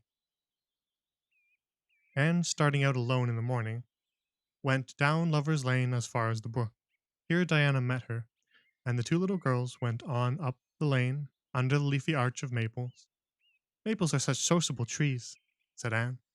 They're always rustling and whispering to you, until they came to a rustic bridge. Then they left the lane and walked through Mr. Barry's backfield and past Willowmere. Beyond Willowmere came Violet Vale, a little green dimple in the shadows of Mr. Andrew Bell's big woods. Of course, there are no violets there now, Anne told Marilla, but Diana says there are millions of them in spring. Oh, Marilla, can't you imagine? You see them. It actually takes away my breath. I named it Violet Vale. Diana says she never saw the beat of me for hitting on fancy names for places. It's nice to be clever at something, isn't it? But Diana named the Birch Path. She wanted to, so I let her. But I'm sure I could have found something more poetical than plain Birch Path. Anybody can think of a name like that. But the Birch Path is one of the prettiest places in the world, Marilla. It was. Other people besides Anne thought so when they stumbled on it. It was a little narrow, twisting path winding down over a long hill straight through Mr. Bell's woods, where the light came down, sifted through so many emerald screens that it was as flawless as the heart of a diamond. It was fringed in all its length with slim young birches, white-stemmed and lissom-boughed, ferns and starflowers and wild lilies of the valley, and scarlet tufts of pigeonberries grew thickly along it. And always there was a delightful spiciness in the air and music of bird calls, and the murmur and laugh of wood winds in the trees overhead. Now and then you might see a rabbit skipping across the road if you were quiet, which with Anne and Diana happened about once in a blue moon. Down in the valley, the path came out to the main road, and then it was just up the spruce hill to the school. The Avonlea School was a whitewashed building, low in the eaves and wide in the windows, furnished inside with comfortable, substantial, old-fashioned desks that opened and shut, and were carved all over their lids with the initials and hieroglyphics of 3 generations of school children. The schoolhouse was set back from the road, and behind it was a dusky fir wood and a brook where all the children put their bottles of milk in the morning to keep cool and sweet until dinner hour. Marilla had seen Anne start off to school on the first day of September with many secret misgivings. Anne was such an odd girl. How would she ever get on with the other children? And how on earth would she ever manage to hold her tongue during school hours? Things went better than Marilla feared, however. Anne came home that evening in high spirits. I think I'm going to like school here, she announced. I don't think much of the master, though. He's all the time curling his mustache and making eyes at Prissy Andrew. Prissy is grown up, you know. She's 16 and she's studying for the entrance examination into Queen's Academy at Charlottetown next year. Tilly Bolter says the master is dead gone on her. She's got a beautiful complexion and curly brown hair, and she does it up so elegantly. She sits in the long seat at the back, and he sits there, too, most of the time, to explain her lessons. He says. But Ruby Gillis says she saw him writing something on her slate when Prissy read it, and when Prissy read it, she blushed as red as a beet and giggled. And Ruby Gillis says she doesn't believe it had anything to do with the lesson. Anne Shirley, don't let me hear you talking that way about your teacher in that way again, said Marilla sharply. You don't go to school to criticize the master. I guess he can teach you something, and it's your business to learn. And I want you to understand right off that you are not to come home telling tales about him. That is something I won't encourage. I hope you were a good girl. Indeed, I was, said Anne comfortably. It wasn't so hard as you might imagine either. I sit with Diana. Our seat is right by the window, and we can look down at the lake of shining waters. There are a lot of nice girls in school, and we had a scrumptious fun playing at dinner time. It's so nice to have a lot of little girls to play with. But of course, I like Diana best, and I always will. I adore Diana. I'm dreadfully far behind the others. They're all in the fifth book, and I'm only in the fourth. I feel that it's kind of a disgrace. But there's not one of them that has such an imagination as I have, and I soon found that out. We had readings in geography and Canadian history and dictation today. Mr. Phillips said my spelling was disgraceful, and he held up my slate so that everybody might see it, all marked over. I felt so mortified, Marilla. He might have been politer to a stranger, I think. Ruby Gillis gave me an apple, and Sophia Sloane lent me a lovely pink card with "May I see you home" on it. I'm to give it back to her tomorrow, and Tilly Boulter let me wear her bead ring all the afternoon. Can I have some of those pearl beads off the pincushion in the garret to make myself a ring? And oh, Marilla, Jane Andrews told me that Minnie Macpherson told her that Prissy Andrews tell she heard Prissy Andrews tell Sarah Gillis that I had a very pretty nose. Marilla, that is the first compliment I have ever had in my life, and you can't imagine what a strange feeling it gave me. Marilla, have I really a pretty nose? I know you'll tell me the truth. Your nose is well enough, said Marilla shortly. Secretly, she thought Anne's nose was a remarkable pretty one, but she had no intention of telling her so. That was 3 weeks ago, and all had gone smoothly so far. And now, this crisp September morning, Anne and Diana were tripping blithely down the birch path, two of the happiest little girls in Avonlea. I guess Gilbert Blythe will be in school today, said Diana. He's been visiting his cousins over in New Brunswick all summer, and he only came home Saturday night. He's awfully handsome, Anne, and he teases the girls something terrible. He just torments our lives out. Diana's voice indicated that she rather liked having her life tormented out than not. Gilbert Blythe, said Anne. Isn't his name isn't his name that's written up on the porch wall with Julia bells and a big take notice over them? Yes, said Diana, tossing her head. But I'm sure he doesn't like Julia Bell so very much. I've heard him say that he studied the multiplication table by her freckles. Oh, don't speak about freckles to me, implored Anne. It isn't delicate when I've got so many. But I do think that writing take notices up on the wall about boys and girls is the silliest ever. I should just like to see anybody dare to write my name up there with the boys. Not, of course, she hastened to add, that anybody would. Anne sighed. She didn't want her name written up. But it was a little humiliating to know that there was no danger of it. Nonsense, said Diana, whose black eyes and glossy tresses had played such havoc with the hearts of Avonlea schoolboys that her name figured on the porch walls in half a dozen take notices. It's only meant as a joke. And don't you be too sure your name won't ever be written up. Charlie Sloane is dead gone on you. He told his mother, mind you, that you were the smartest girl in school. That's better than being good looking. No, it isn't, said Anne, feminine to the core. I'd rather be pretty than clever, and I hate Charlie Sloane. I can't bear a boy with goggle eyes. If anyone wrote my name up with his, I'd never get over it. Diana Barry. But it is nice to keep head of your class. You'll have Gilbert in your class after this, said Diana, and he's used to being head of his class, I can tell you. He's only in the fourth book, although he's nearly 14. 4 years ago, his father was sick and had to go out to Alberta for his health, and Gilbert went with him. They were there 3 years, and Gil didn't go to school hardly any until they came back. You won't find it so easy to keep head after this, Anne. I'm glad, said Anne quickly. I couldn't really feel proud of keeping head of little boys and girls of just 9 or 10. I got up yesterday spelling ebullition.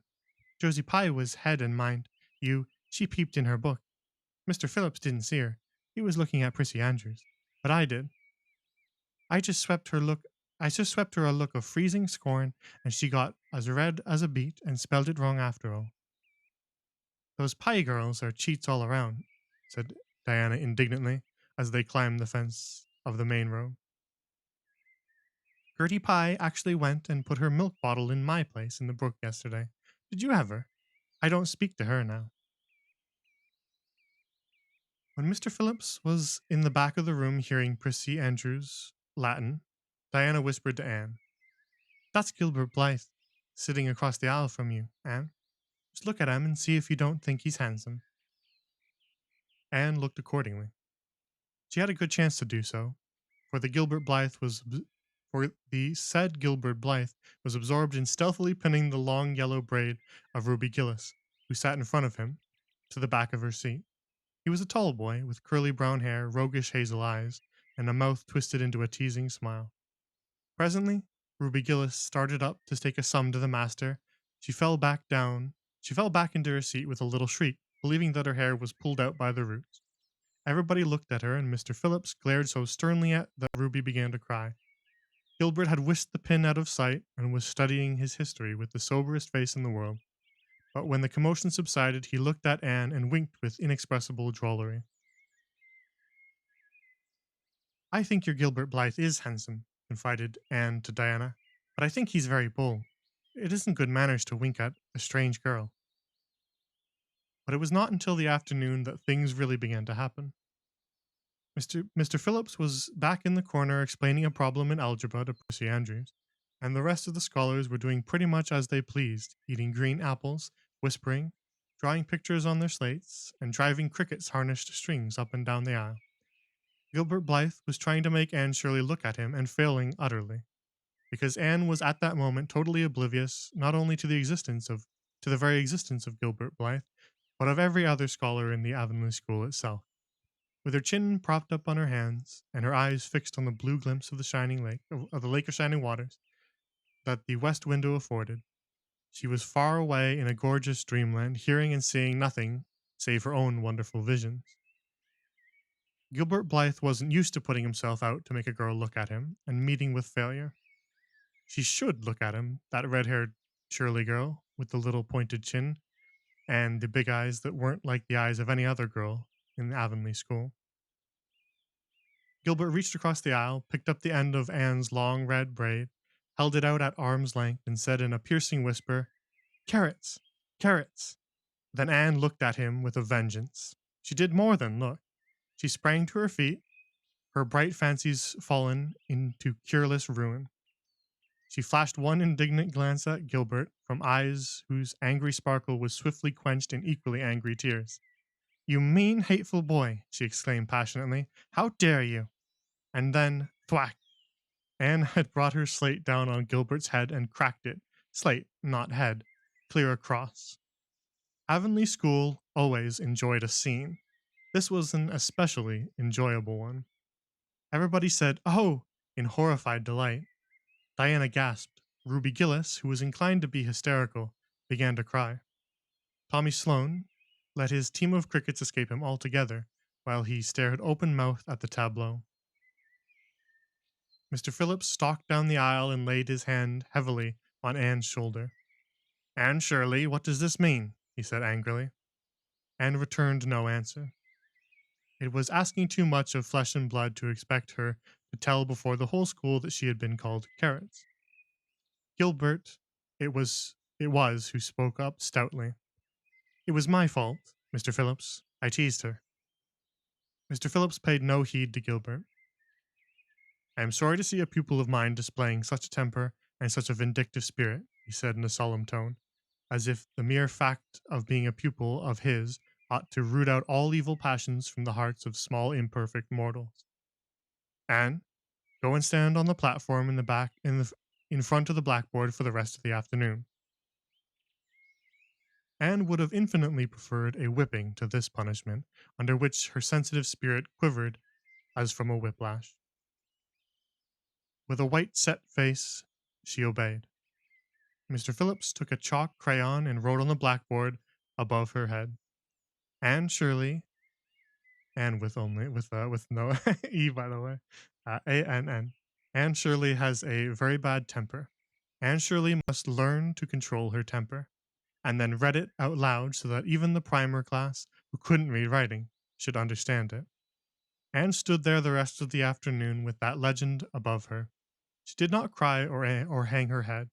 Anger was still too hot in her heart for that, and it sustained her amid all her agony of humiliation.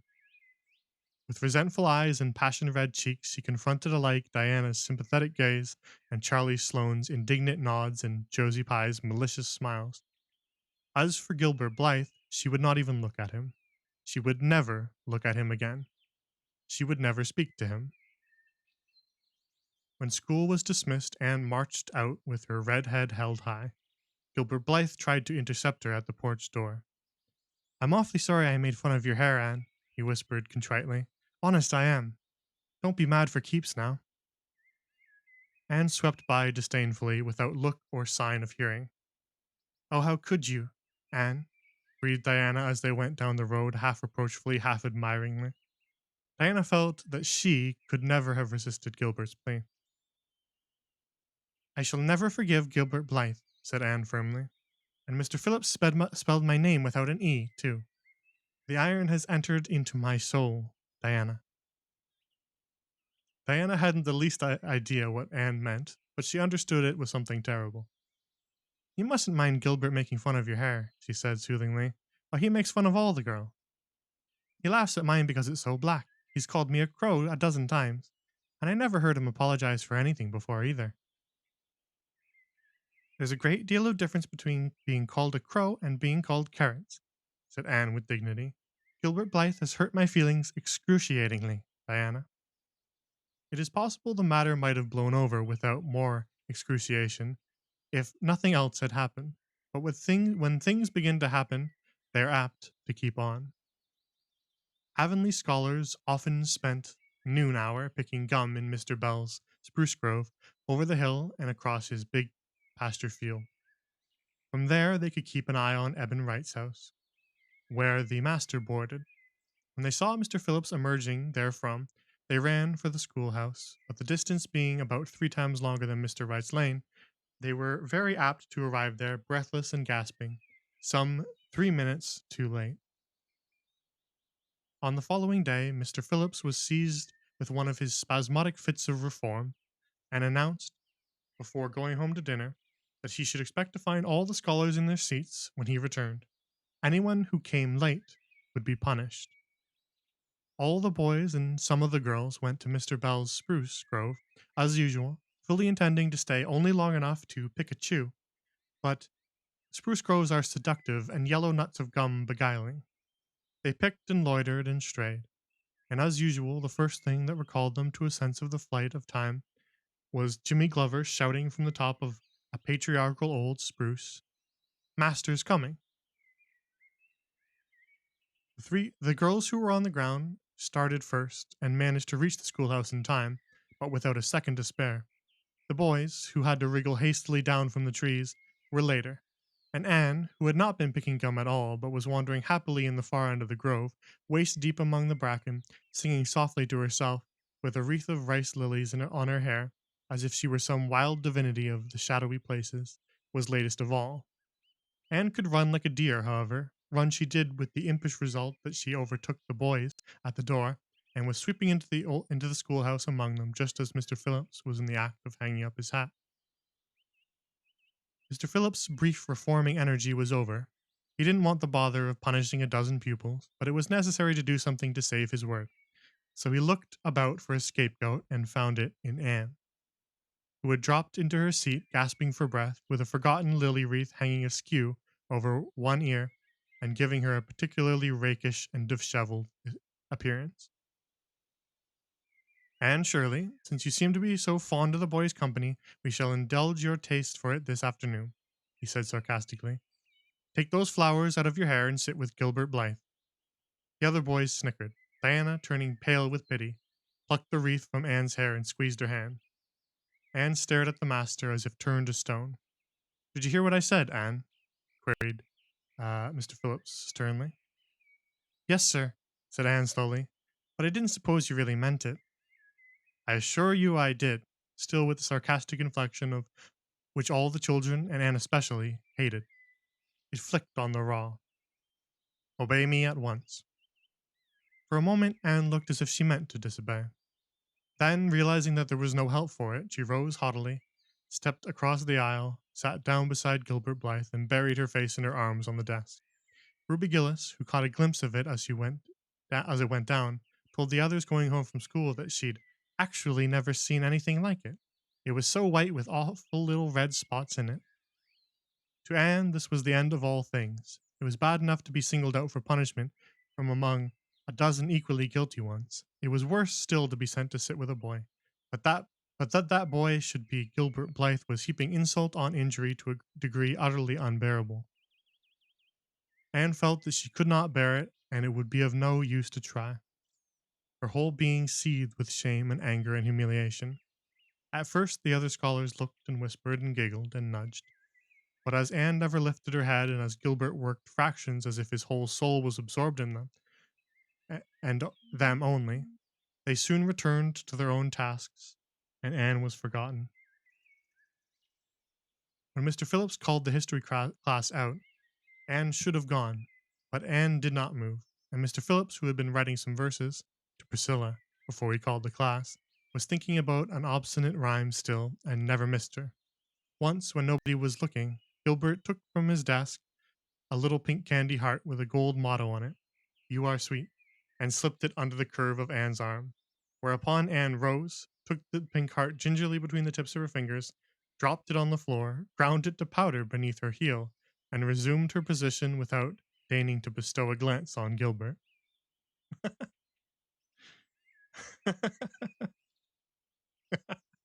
Damn, harsh.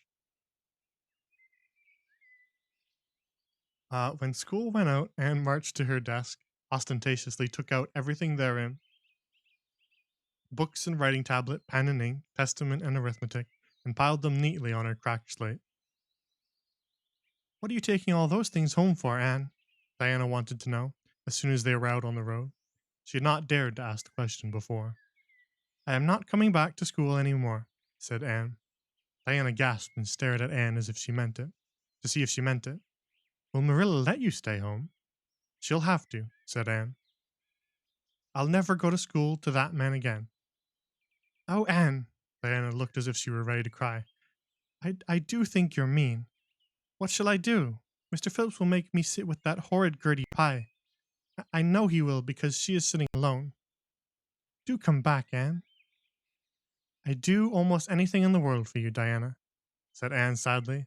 "I'd let myself be torn limb from limb if it would do you any good. But I can't do this, so please don't ask it. You harrow up my very soul." "Just think of all the fun you'll miss," mourned Diana. "We are going to build the loveliest new house down by the brook, and we'll be playing ball next week, and you've never played ball before, Anne. It's tremendously exciting. And we're going to learn a new song. Jane Andrews is practicing it up now. And Alice Andrews is going to bring a new Pansy book next week, and we're all going to read it out loud, chapter about Down by the Brook. And you know you are so fond of reading out loud, Anne." Nothing moved Anne in the least. Her mind was made up. She would not go to school to Mr. Phillips again. She told Marilla so when she got home. "Nonsense," said Marilla. "It isn't nonsense at all," said Anne, gazing at Marilla with solemn, reproachful eyes. "Don't you understand, Marilla? I've been insulted." "Insulted fiddlesticks. You'll go to school tomorrow as usual." "Oh, no." Anne shook her head gently. "I'm not going back, Marilla. I'll learn my lessons at home, and I'll be as good as I can be, and hold my tongue all the time if it's possible at all. But I will not go back to school, I assure you." Marilla saw something remarkably like unyielding stubbornness looking out of Anne's small face. She understood that she would have trouble in overcoming it, but she resolved wisely to say nothing more just then. "I'll run down and see Rachel about it this evening," she thought. "There's no use reasoning with Anne now. She's too worked up, and I've an idea she can be awful stubborn if she takes the notion. Far as I can make out from her story, Mr. Phillips has been carrying matters with a rather high hand. but it would never do to say so to her. I'll just talk it over with Rachel. She's sent 10 children to school, and she ought to know something about it. She'll have heard the whole story, too, by this time. Marilla found Mrs. Lynde knitting quilts, knitting quilts as industriously and cheerfully as usual. I suppose you know what I've come about, she said, a little shamefacedly. Mrs. Rachel nodded. About Anne's fuss in school, I reckon, she said. Tilly Boulter was in on her way home from school and she told me about it. I don't know what to do with her, said Marilla. She declares she won't go back to school. I never saw a child so worked up. I've been expecting trouble ever since she started school. I knew things were going too smooth the last. She's so high strung. What would you advise, Rachel? Well, since you've asked my advice, Marilla, said Mrs. Lynde amiably. Mrs. Lynde dearly loved to be asked for advice. I'd just humor her a little at first. That's what I do. It's my belief that Mr. Phillips was in the wrong. Of course, it doesn't do to say so to the children, you know. And of course, he did right to punish her yesterday for giving way to temper. But today it was different. The others who were late should have been punished as well as Anne, that's what. And I don't believe in making the girls sit with the boys for punishment. It isn't modest. Tilly Boulter was real indignant. She took Anne's part right through and through and said all the scholars did too. Anne seems real popular among them somehow. I never thought she'd take with them so well. Then you really think I'd better let her stay home? Said Marilla in amazement. Yes. That is, I wouldn't say school to her again until she said it herself. Depend upon it, Marilla. She'll cool off in a week or so and be ready enough to go back on her own accord. That's what. While, if you were to make her go back right off, dear knows what freak or tantrum she'd take next and make more trouble than ever. The less fuss made, the better, in my opinion. She won't miss much by not going to school, as far as that goes. Mr. Phillips isn't any good at all as a teacher. The order he keeps is scandalous, that's what, and he neglects the young fry and puts all his time into on those big scholars he's getting ready for Queen's. He'd never have got to the school for another year if his uncle hadn't been a trustee, the trustee. For he just leads the other two around by the nose, that's what. I declare I don't know what education in this island is coming to. Mrs. Rachel shook her head, as much to say if she were as much as to say if she were only the head of the educational system of the province, things would be much better managed. Marilla took Mrs. Rachel's advice, and not another word was said to Anne about going back to school. She learned her lessons at home, did her chores, and played with Diana in the chilly purple autumn twilights. But when she met Gilbert Blythe on the road or encountered him in Sunday school, she passed him by with an icy contempt that was no whit thawed by his evident desire to appease her. Even Diana's efforts as a peacemaker were of no avail. Anne had evidently made up her mind to hate Gilbert Blythe to the end of her life. As much as she hated Gilbert, however, did she love Diana, with all the love of her passionate little heart, equally intense in its likes and dislikes. One evening, Marilla, coming in from the orchard with a basket of apples, found Anne sitting along by the east window in the twilight, crying bitterly. Whatever's the matter now, Anne? She asked. It's about Diana, sobbed Anne luxuriously. I love Diana so, Marilla. I cannot ever live without her. But I know very well when we grow up that Diana will get married and go away and leave me. And oh, what shall I do? I hate her husband. I just hate him furiously. I've been imagining it all out now. The wedding and everything. Diana dressed in snowy garments with a veil, and looking as beautiful and regal as a queen, and me the bridesmaid with a lovely dress too, and puffed sleeves, but with a breaking heart hid beneath my smiling face. And then bidding Diana good-bye. Here Anne broke down entirely and wept with increasing bitterness. Marilla turned quickly away to hide her twitching face, but it was no use. She collapsed on the nearest chair and burst into such a hearty and unusual peal of laughter that Matthew, crossing the yard outside, halted in amazement. When had he heard Marilla laugh like that before? Well, Anne Shirley, said Marilla as soon as she could speak, if you must borrow trouble, for pity's sake borrow it handier home. I should think you had an imagination, sure enough. End of chapter.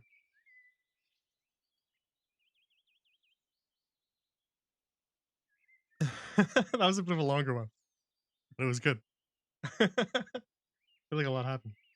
I liked um There is iron in my soul was was really good. And it's so valid, yeah. Fair enough.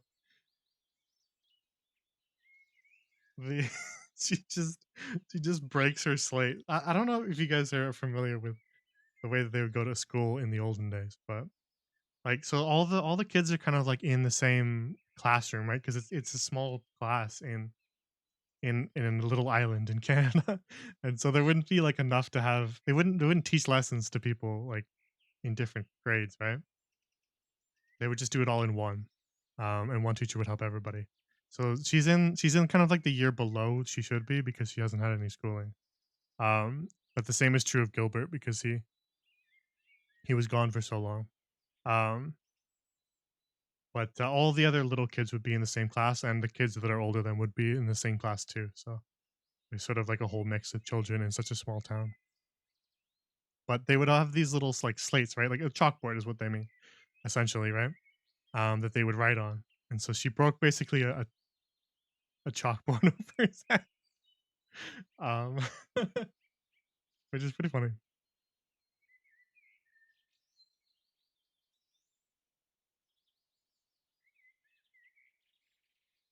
Can I have a word of encouragement for the map you're working on? You're tearing your hair out.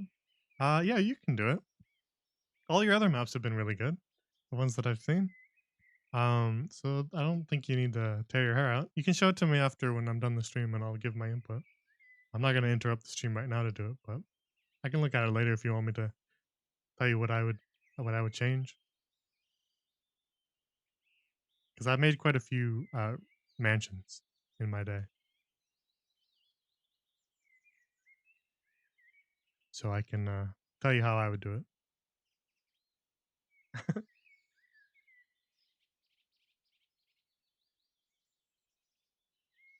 Alrighty, to get more water. Take a little break. It's much heftier than what you usually do. Fair enough. Let's take a little short little break. We're going for 2 hours now. Let's do a little bathroom break. Go get more water. Go get a snack. Do what you need to do. We'll be right back. Just like 2 minutes. Just short little break, and then we'll continue. We'll continue to read. You're taking a really short nap. I don't believe you. I don't think you're ever coming back if you say you're taking a nap.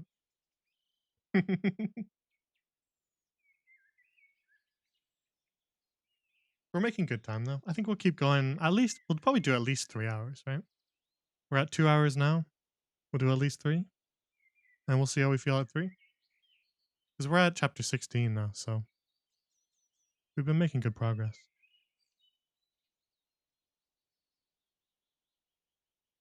Yeah, we'll see how we feel at 3 hours. All right, I'll be right back. 2 minutes.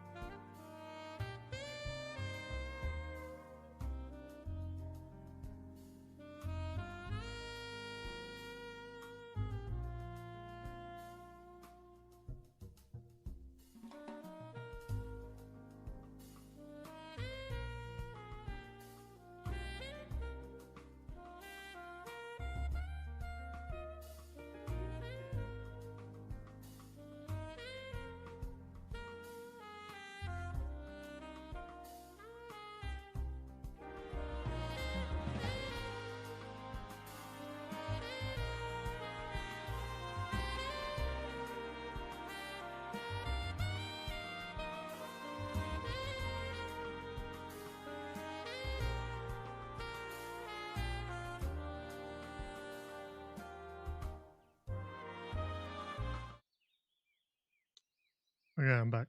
I'm back. How's everybody doing? Everybody else back?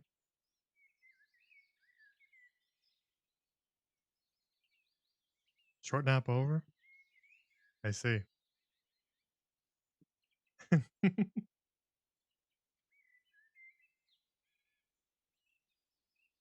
Okay. So we keep going? We're on chapter 16, making good progress? Oh, one sec. Need to answer something.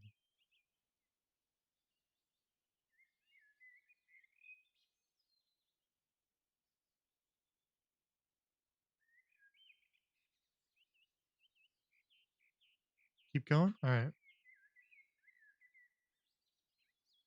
Let's continue. Chapter 16. I just read the chapter title. I hadn't looked at it yet. chapter Chapter 16. Diana is invited to tea with tragic result.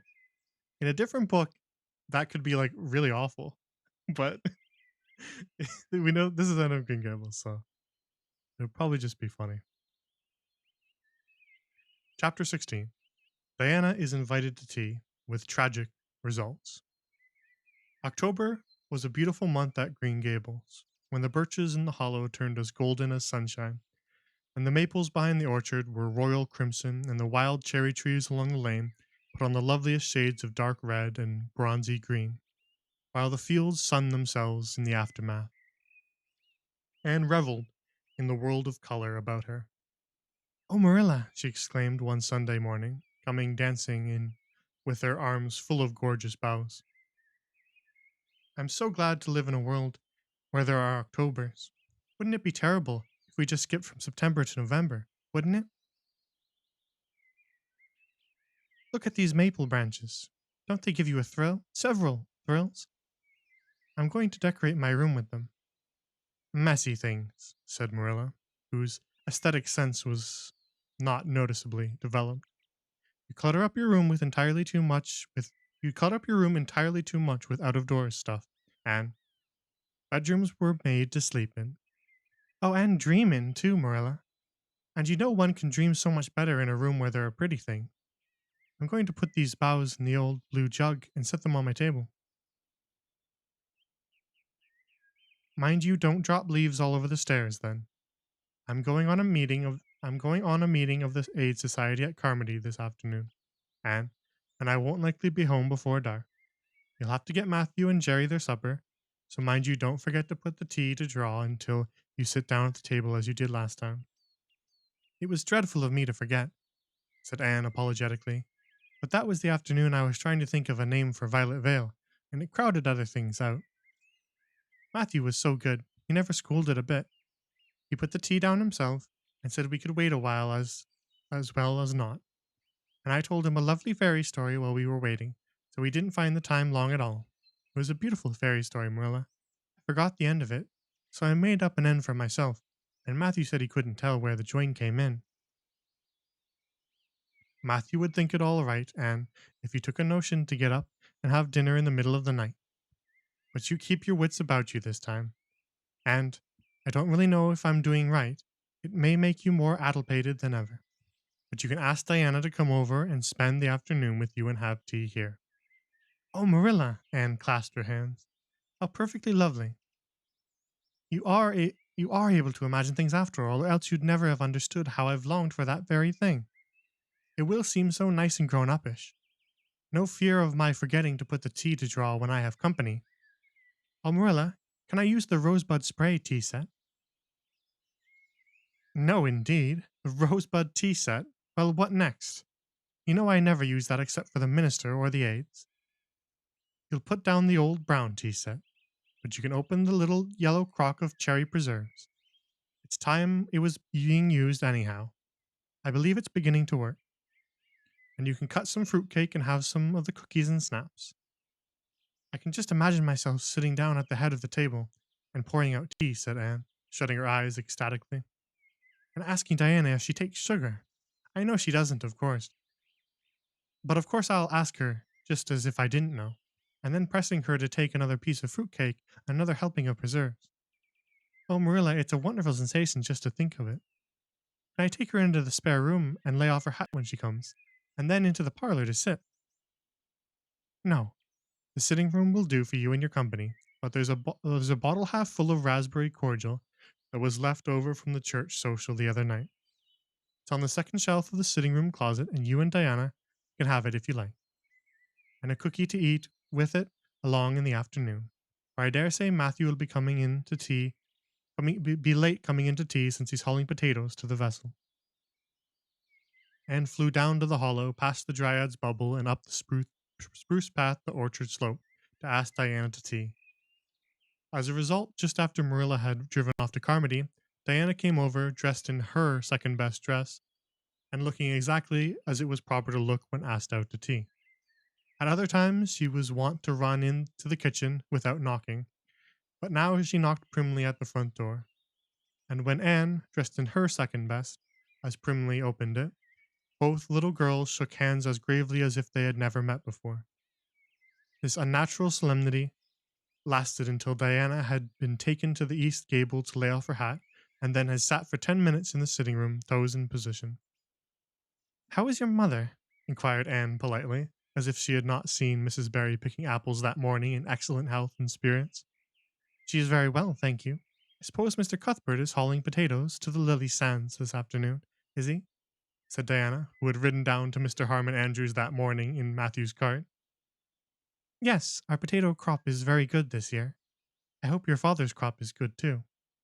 It is fairly good, thank you. Have you picked many of your apples yet? Oh, ever so many, said Anne, forgetting to be dignified and jumping up quickly. Let's go out to the orchard and get some of the red sweetings, Diana. Marilla says we can have all that are left on the tree. Marilla is a very generous woman. She said we could have fruit cake and cherry preserves for tea. But it isn't good manners to tell your company what you're going to have to give them to eat, so I won't tell you what she said we could have to drink. Only it begins with an R and a C and is bright red in color. I love bright red drinks, don't you? They taste twice as good as any other color. The orchard, with its sweeping boughs that bent to the ground with fruit, proved so delightful that the little girls spent most of the afternoon in it, sitting in a grassy corner where the frost had spared the green, and the mellow autumn sunshine lingered warmly, eating apples and talking as hard as they could. Diana had much to tell Anne of what went on in school. She had to sit with Gertie Pye, and she hated it.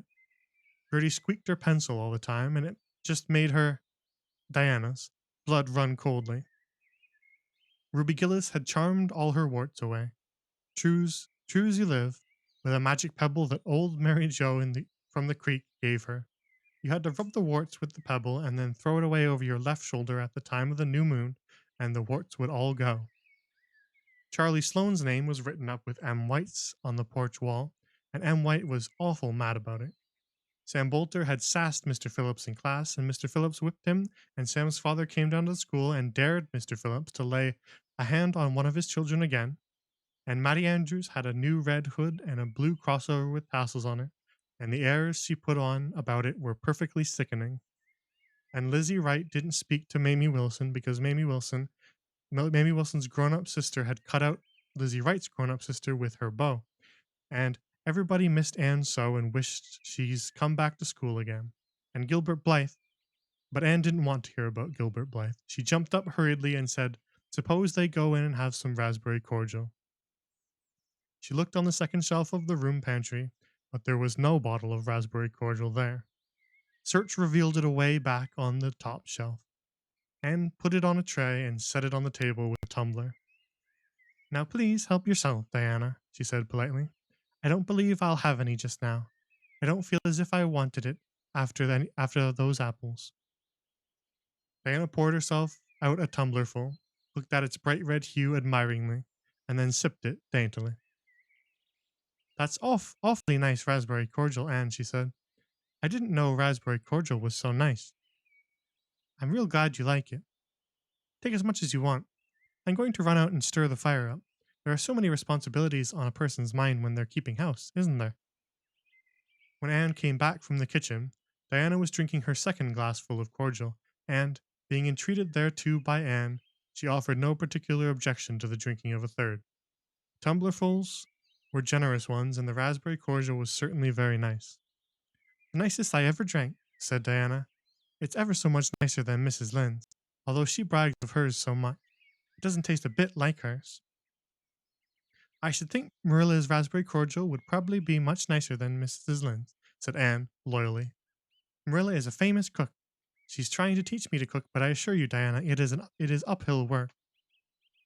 There's so little scope for imagination in cookery. You just have to go by rules. The last time I made a cake, I forgot to put the flour in. That's an important ingredient. I was thinking the loveliest story about you and me, Diana. I thought you were desperately ill with smallpox and everybody deserted you, but I went boldly to your bedside and nursed you back to health. And then I took the smallpox and died, and I was buried under those poplar trees in the graveyard, and you planted a rose bush by my grave and watered it with your tears. And you never, never forgot the friend of your youth who sacrificed her life to you. Oh, it was such a pathetic tale, Diana. The tears just rained down over my cheeks while I mixed the cake. But I forgot the flour, and the cake was a dismal failure. Flour is so essential to cakes, you know. Yeah. Marilla was very cross, and I don't wonder. I'm a great child to her. She was terribly mortified about the pudding sauce last week. We had a plum pudding for dinner on Tuesday, and there was half the pudding and a pitcherful of sauce left over. Marilla said there was enough for another dinner and told me to set it on the pantry shelf and cover it. I meant to cover it, just as much as could be, but Diana, when I carried it in, I was imagining I was a nun.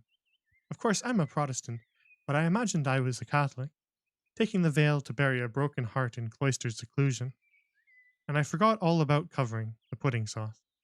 I thought of it next morning and ran to the pantry. Diana, fancy if you can my extreme horror at finding a mouse drowned in that pudding sauce.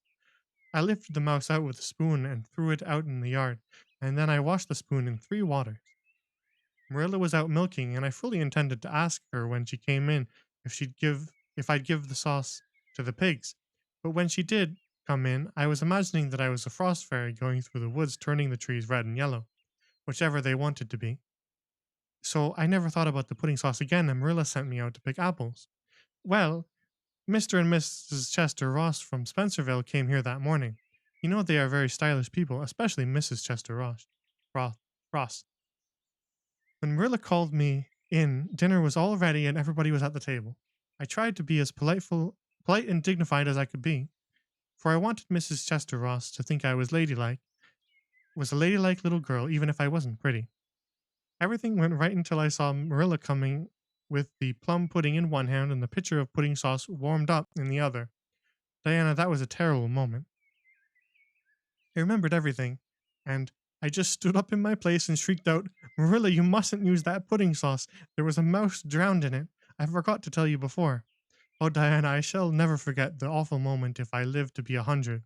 Mrs. Chester Ross just looked at me, and I thought I would sink through the floor with mortification. She is such a perfect housekeeper, and fancy what she must have thought of us. Marilla turned red as fire, but she never said a word then. She just carried that sauce and pudding out and brought in some strawberry preserves. She even offered me some, but I couldn't swallow a mouthful. It was like heaping coals of fire on my head. After Mrs. Chester Ross went away, Marilla gave me a dreadful scolding. Why, Diana, what is the matter? Diana had stood up very unsteadily. Then she sat down again, putting her hands to her head. I am awful sick, she said, a little thickly. I must go right home.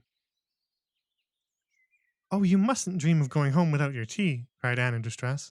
I'll get it right off. I'll go and put the tea down this very minute. I must go home, repeated Diana, stupidly but determinedly. Let me get you a lunch anyhow, implored Anne. Let me give you a bit of fruit cake and some of the cherry preserves. Lie down on the sofa for a little while and you'll be better. Where do you feel bad? I must go home, said Diana, and that was all she would say. In vain Anne pleaded. I never heard of company going home without tea, she mourned. Oh, Diana, do you suppose that it's possible you're really taking the smallpox? If you are, I'll go and nurse you. You can depend on that. I'll never forsake you. But I do wish you'd stay till tea after. Where do you feel bad? I'm awful dizzy, said Diana. And indeed, she walked very dizzily. Anne, with tears of disappointment in her eyes, got Diana's hat and went with her as far as the Barry Yard fence.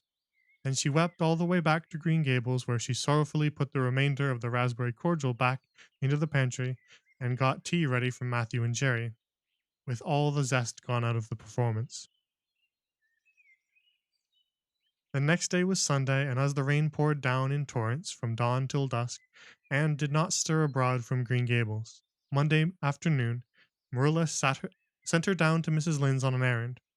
In a very short space of time, Anne came flying back up the lane with tears rolling down her cheeks.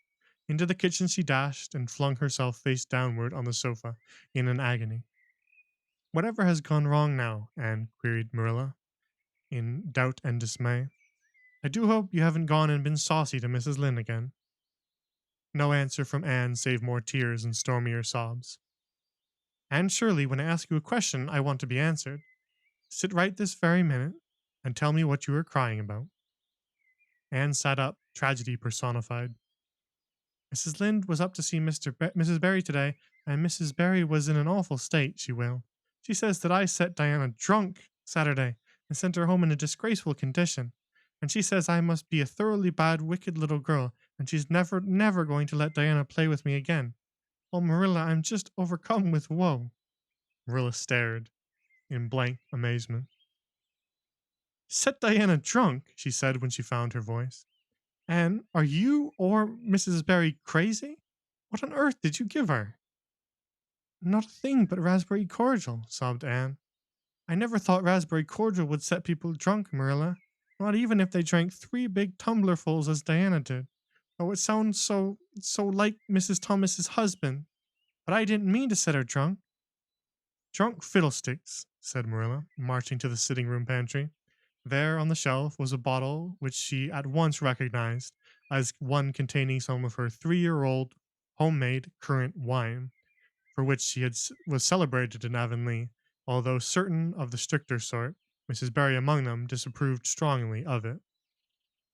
And at the same time, Marilla recollected that she had put the bottle of raspberry cordial down in the cellar, instead of in the pantry as she had told Anne. She went back to the kitchen with the wine bottle in her hand. Her face was twitching in spite of herself. Anne, you certainly have a genius for getting into trouble. You went and gave Diana currant wine instead of raspberry cordial. Didn't you know the difference yourself? I never tasted it, said Anne.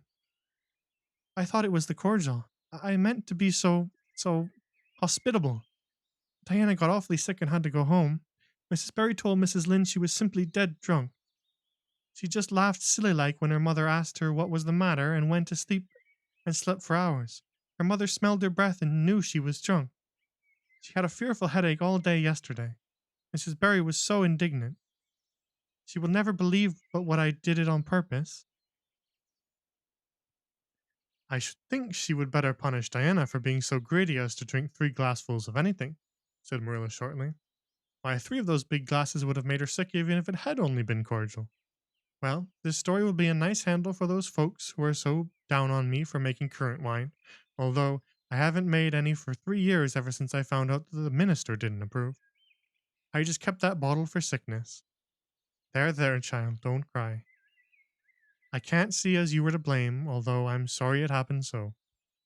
I must cry, said Anne. My heart is broken. The stars in their courses fight against me, Marilla. Diana and I are parted forever. Oh, Marilla, I little dreamed of this when we first swore our vows of friendship. Don't be foolish, Anne. Mrs. Barry will think better of it when she finds you're not to blame. I suppose she thinks you've done it for a silly joke or something of that sort. You'd best go up this evening and tell her how it was. My courage fails at the thought of facing Diana's injured mother, sighed Anne. I wish you'd go, Marilla. You're so much more dignified than I am. Likely she'd listen to you quicker than me. Well, I will, said Marilla, reflecting that it would probably be the wiser course. Don't cry any more, Anne. It will be all right. Marilla had changed her mind about it being all right by the time she got back from Orchard Slope. Anne was watching for her coming and flew to the porch to meet her. Oh, Marilla, I know by your face that it's been no use, she said sorrowfully. Mrs. Barry won't forgive me? Mrs. Barry, indeed, snapped Marilla. Of all the unreasonable women I ever saw, she's the worst. I told her it was all a mistake and you weren't to blame, but she just simply didn't believe me. and she rubbed it well in about my currant wine and how I'd always said it couldn't have the least effect on anybody. I just told her plainly that currant wine wasn't meant to be drunk 3 tumblerfuls at a time, and that if a child I had to do with was so greedy I'd sober her up with a right good spanking. Marilla whisked into the kitchen, grievously disturbed, leaving a very much distracted little soul in the porch behind her. Presently, Anne stepped out bareheaded into the chill autumn dusk. Very determinedly and steadily, she took her way down through the sere clover field, over the log bridge, and up through the spruce grove, lighted by a pale moon hanging low over the western woods. Mrs. Barry, coming to the door in answer to a timid knock, found a white-lipped, eager-eyed suppliant on the doorstep. Her face hardened.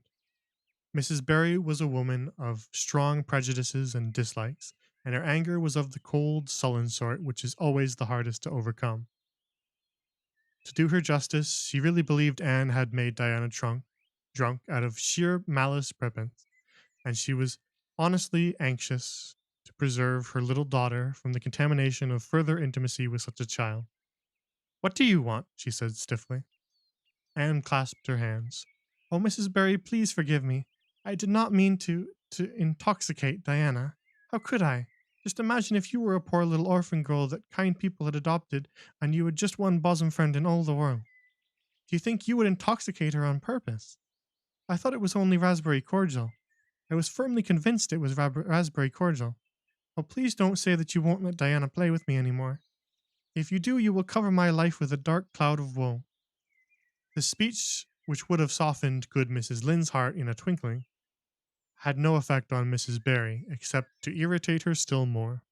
She was suspicious of Anne's big words and dramatic gestures, and imagined that the child was making fun of her. So she said coldly and cruelly, I don't think you are a fit little girl for Diana to associate with. You'd better go home and behave yourself. Anne's lip quivered. Won't you let me see Diana just once to say farewell? She implored. Diana has gone over to Carmody with her father, said Mrs. Barry, going in and shutting the door. Anne went back to Green Gables, calm with despair. My last hope is gone, she told Marilla. I went up and saw Mrs. Barry myself, and she treated me very insultingly. Marilla, I do not think she is a well-bred woman.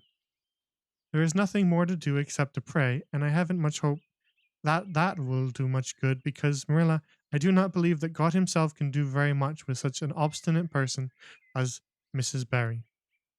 And you shouldn't say such things, rebuked Marilla, striving to overcome that unholy tendency to laughter which she was so dismayed to find growing upon her. And indeed, when she told the whole story to Matthew that night, she did laugh heartily over Anne's tribulations.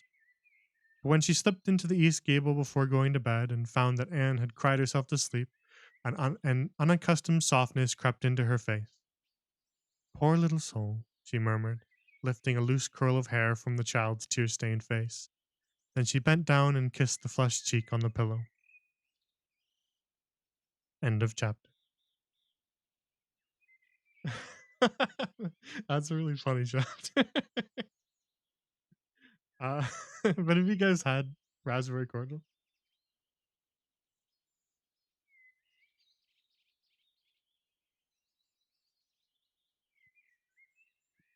You just finished your map? Very nice, very nice. You've not tried raspberry cordial? It's really good. We make it over here in the Arcane College. It's pretty easy to make, honestly. Um, it's really good. If you like raspberry, then yeah, you would probably like it. And it doesn't get you drunk, not like currant wine would.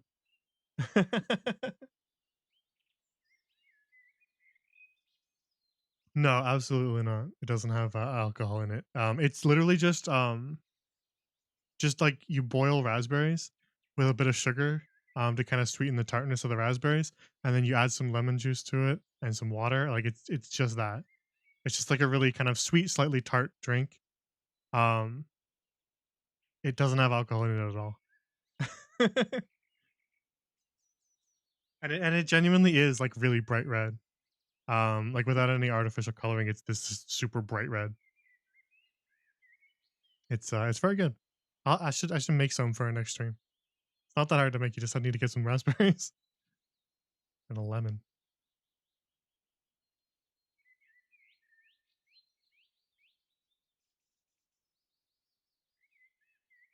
Um,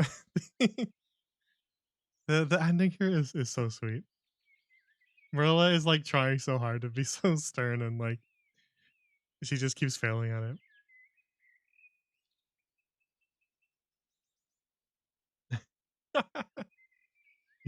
Sending me the map. Okay,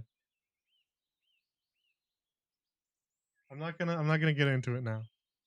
I won't tell you what I think of it right now because we're doing a reading stream right now. But take a look at it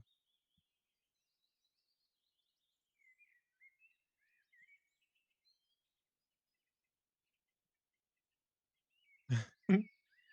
Yeah, that was, that was a really funny chapter. I mean they're all really funny. The author, Lucy Maud Montgomery, has such a she has such a funny like or like quirky, I guess, sense of humor. She's very subtle about it. She's obviously not like trying to be like overly like humorous, but like, there's a little like kind of tone to it that makes it really funny. The way she phrases things makes it funnier.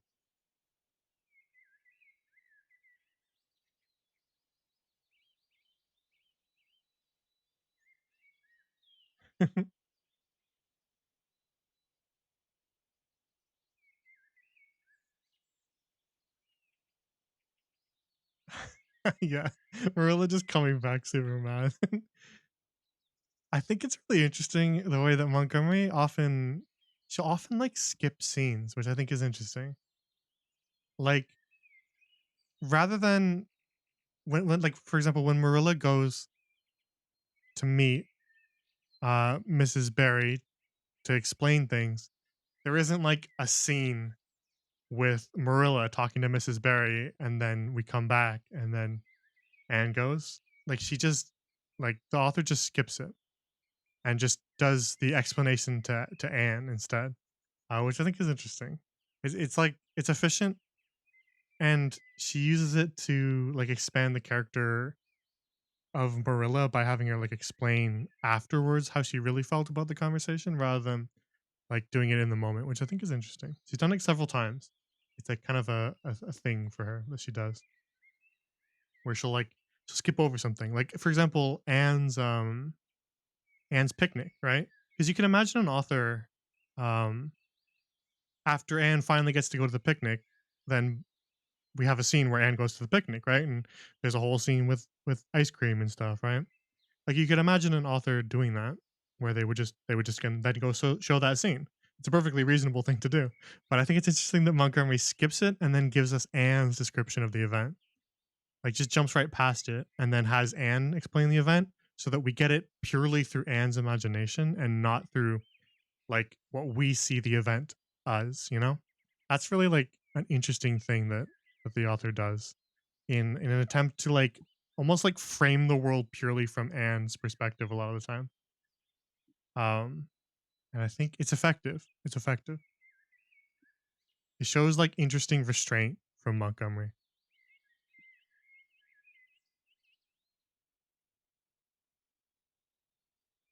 Doesn't need to show us every scene. She just needs to show us what Anne thought of the scene because that's what's actually important. And we still get like a vivid sense of the picture because Anne herself is describing the scene so vividly. So we don't feel like we missed anything, right?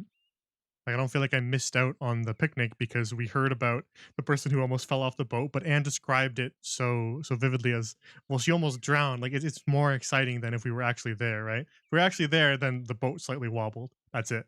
But like because Anne's telling it to us, it's more interesting. I think that's something to be said about the way that she told this story. Is like by purposefully skipping over events that maybe the reader might have thought they wanted to hear. She gets back to it through other characters and then uses that to like inform their character by how they tell the story, which I think is interesting. We get the full picture of what happened. We don't need to see the scene if if the retelling of it is actually what's important. I think that's it's interesting because you do often hear a lot of like, well, show, don't tell, right? But I think she is showing by telling here. And I think that's interesting. There's always like a subtext to the person's story that's like just as important as the actual thing that occurred itself, right? Like, because anything could have happened at the picnic, right? But what Anne thinks happened at the picnic is more important than what actually occurred there. And so, like, she's picking and choosing her battles in an interesting way. It's it's effective. I mean, it's an acclaimed book for a reason. She knows what she's doing. Anyway, we can continue. I digress.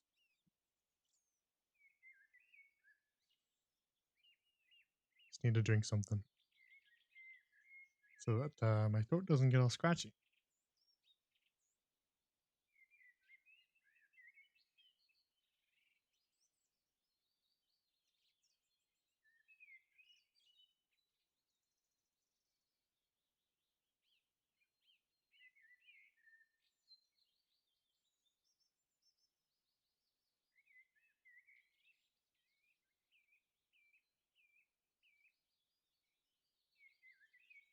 All right. Now then, let's keep going. What is 17? Chapter 17. A new interest in life. The next afternoon, Anne, bending over her patchwork at the kitchen window, happened to glance out and beheld Diana down by the Dryad's bubble, beckoning mysteriously. In a trice, Anne was out of the house, and flying down to the hollow, astonishment and hope struggling in her expressive eyes. But the hope faded when she saw Diana's dejected countenance. Your mother hasn't relented? She gasped. Diana shook her head mournfully. No. And oh, Anne, she says I'm never to play with you again. I've cried and cried, and I told her it wasn't your fault, but it wasn't any use. I had ever such a time coaxing her to let me come down and say goodbye to you. She said I was only to stay 10 minutes, and she's timing me by the clock.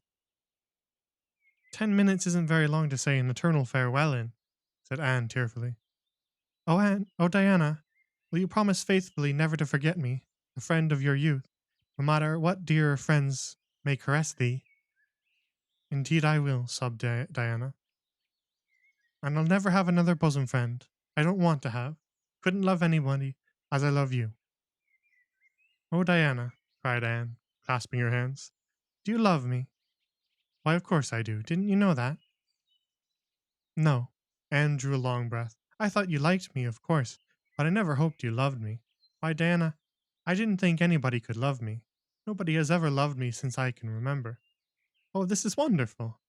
It's as if a ray of light will forever shine on the darkness of a past severed from thee, Diana. Oh, just say it once again. I love you devotedly, Anne, said Diana stanchly. And I always will. You may be sure of that. And I will always love thee, Diana, said Anne, solemnly extending her hand. In the years to come, thy memory will shine like a star over my lonely life, as that last story we read together says. Diana, wilt thou give me a lock of thy jet black tresses in parting to treasure forevermore? Have you got anything to cut it with? Queried Diana, wiping away the tears which Anne's affecting accents had caused to flow afresh, and returning to practicalities. Yes, I've got my patchwork scissors in my apron pocket, fortunately, said Anne. She solemnly clipped one of Diana's curls. Fare thee well, my beloved friend. Henceforth we must be as strangers, though living side by side, but my heart will ever be faithful to thee. Anne stood and watched Diana out of sight, mournfully waving her hand to the latter whenever she turned to look back. Then she returned to the house, not a little consoled for the time being by this romantic parting. It is all over, she informed Marilla. I shall never have another friend. I'm really worse off than ever before, for for I haven't Katie, Maurice, and Violetta now. And even if I had, it wouldn't be the same. Somehow, little dream girls are not satisfying after a real friend. Diana and I had such an affecting farewell down by the spring. It will be sacred in my memory forever. I used the most pathetic language I could think of and said thou and thee. Thou and thee seems so much more romantic than you. Diana gave me a lock of her hair, and I'm going to sew it up in a little bag and wear it around my neck all my life. Please see that it is buried with me, for I don't believe I'll live very long. Perhaps when she sees me lying cold and dead before her, Mrs. Barry may feel remorse for what she has done and will let Diana come to my funeral. I don't think there is much fear of your dying of grief as long as you can talk, Anne, said Marilla unsympathetically. The following Monday, Anne surprised Marilla by coming down from her room with a basket of books on her arm and hip, and her lips primmed up in a line of determination. I'm going back to school, she announced. That is all there is left in life for me, now that my friend has been ruthlessly torn from me. In school, I can look at her and muse over days departed. You'd better muse over your lessons and sums, said Marilla, concealing her delight in this development of the situation. If you're going back to school, I hope we'll hear no more of breaking slates over people's heads and such carryings on. Behave yourself and do what your teacher tells you. I'll try to be a model pupil, agreed Anne dolefully. There won't be much fun in it, I expect. Mr. Phillips said Minnie Andrews was a model pupil, and there isn't a spark of imagination or life in her. She is just dull and poky and never seems to have a good time. But I feel so depressed that perhaps it will come easy to me now. I'm going round by the road. I couldn't bear to go by the birch path all alone. I should weep bitter tears if I did. Anne was welcomed back to school with open arms. Her imagination had been sorely missed in games, her voice in the singing, and her dramatic ability in the perusal aloud of books at dinner hour. Ruby Gillis smuggled 3 blue plums over to her during Testament reading. Ella May Macpherson gave her an enormous yellow pansy cut from the covers of a floral catalogue, a species of desk decoration much prized in Avonlea School. Sophia Sloane offered to teach her a perfectly elegant new pattern of knit lace, so nice for trimming aprons. Katie Bolter gave her a perfume bottle to keep slate water in, and Julia Bell copied carefully on a piece of pale pink paper scalloped on the edges the following effusion. To Anne, when twilight drops her curtain down and pins it with a star, remember that you have a friend, though she may wander far. It is so nice to be appreciated, sighed Anne rapturously to Marilla that night. The girls were not the only scholars who appreciated her. When Anne went to her seat after dinner hour, she had been told by Mr. Phillips to sit with the model, Minnie Andrews.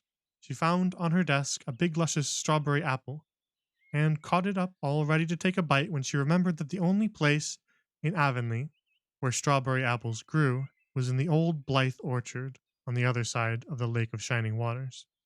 Anne dropped the apple as if it were a red-hot coal and ostentatiously wiped her fingers on her handkerchief.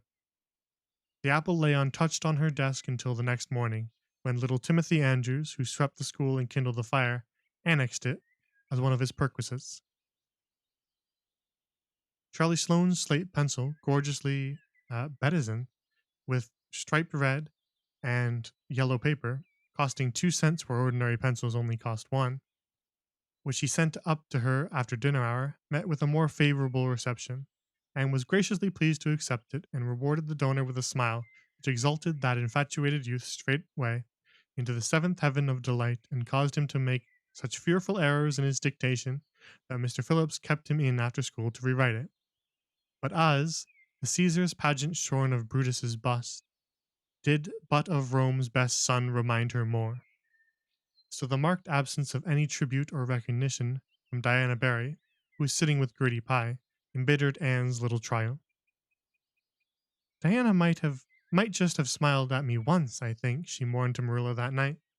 But the next morning a note most fearfully and wonderfully twisted and folded, and a small parcel were passed across to Anne. Dear Anne, ran the former, Mother says I'm not to play with you or talk to you even in school. It isn't my fault, and don't be cross at me, because I love you as much as ever. I miss you awfully to tell all my secrets to, and I don't like Gertie Pye one bit. I made you one of the new bookmarkers out of red tissue paper. They are awfully fashionable now, and only 3 girls in school know how to make them. When you look at it, remember, your true friend, Diana Barry. And read the note, kissed the bookmark, and dispatched a prompt reply back to the other side of the school. My own darling Diana, of course I am not cross at you because you have to obey your mother. Our spirits can commune. I shall keep your lovely present forever. Minnie Andrews is a very nice little girl, although she has no imagination. But after having been Diana's bosom friend, I cannot be Minnie's. Please excuse mistakes because my spelling isn't very good yet, although much improved. Yours until death us do part, Anne or Cordelia, surely. P.S. I shall sleep with your letter under my pillow tonight. A or C. S. Marilla pessimistically expected more trouble since Anne had begun to go to school, but none developed. Perhaps Anne caught something of the model spirit from Minnie Andrews. At least she got on very well with Mr. Phillips thenceforth. She flung herself into her studies, heart and soul, determined not to be outdone by any class by Gilbert Blythe. The rivalry between them was soon apparent. It was entirely good natured on Gilbert's side, but it is much to be feared that the same thing cannot be said of Anne, who had certainly an unpraiseworthy tenacity for holding grudges. She was as intense in her hatreds as in her loves. She would not stoop to admit that she meant to rival Gilbert in schoolwork, because that would have been to acknowledge his existence, which Anne persistently ignored. But the rivalry was there, and honors fluctuated between them. Now Gilbert was the head of the spelling class. Now Anne, with a toss of her long red braids, spelled him down. One morning, Gilbert had all his sums done correctly and had his name written on the blackboard on the roll of honor. The next morning, Anne, having wrestled wildly with decimals the entire evening before, would be first. One awful day they were ties and their names were written up together. It was almost as bad as a take notice, and Anne's mortification was as evident as Gilbert's satisfaction. When the written examinations at the end of each month were held, the suspense was terrible. The first month, Gilbert came out 3 marks ahead. The second, Anne beat him by 5. But her triumph was marred by the fact that Gilbert congratulated her heartily before the whole school. It would have been ever so much sweeter to her if he had felt the sting of his defeat. Mr. Phillips might not be a very good teacher, but a pupil so inflexibly determined on learning as Anne was could hardly escape making progress under any kind of teacher. By the end of the term, Anne and Gilbert were both promoted into the 5th class and allowed to begin studying the elements of the branches by which Latin, geometry, French, and algebra were meant. In geometry, Anne met her Waterloo. It's perfectly awful stuff, Marilla, she groaned. I'm sure I'll never be able to make head or tail of it. There's no scope for imagination in it at all. Mr. Phillips says I'm the worst dunce he ever saw at it. And I mean some of the others, are so smart at it. It is extremely mortifying, Marilla. Even Diana gets along better than I do. But I don't mind being beaten by Diana. Even although we meet as strangers now, I still love her with an inextinguishable love. It makes me very sad at times to think about her. But really, Marilla, one can't stay sad very long in such an interesting world, can one? End of chapter. the, the parting that they had up here when her and Diana say their final goodbye, quote unquote. um Anne's like insistence on trying to be like all Shakespearean is so funny.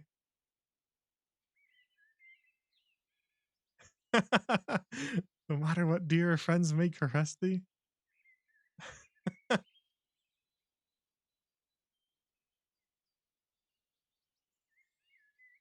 It's really funny. Just like her insistence on like trying to make it more dramatic than it really is really adorable. And then her competition with Gilbert, despite her insisting that he doesn't exist. Every time he does good at something, the next month she's doing better at it because she's like furious and studying hard to improve is really funny.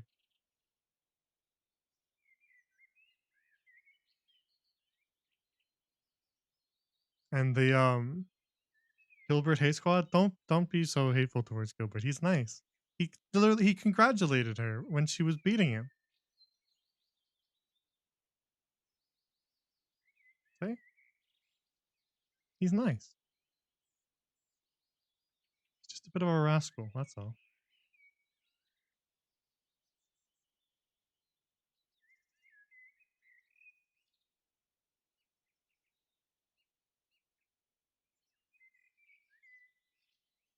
What do you mean,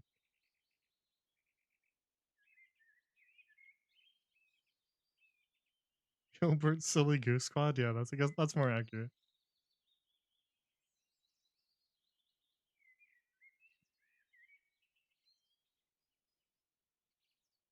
I don't know if anybody here has read any of the other books, but Gilbert sticks around for a little bit.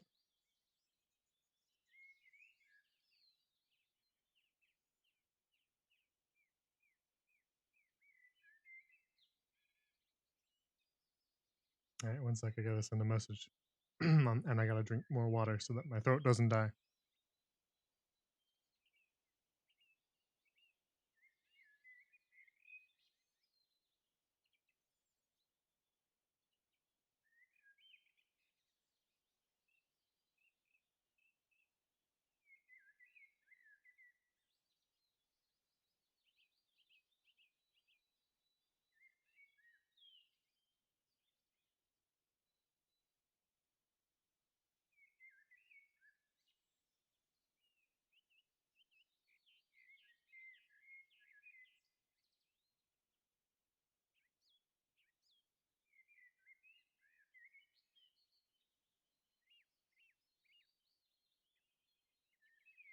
All right. Let's continue.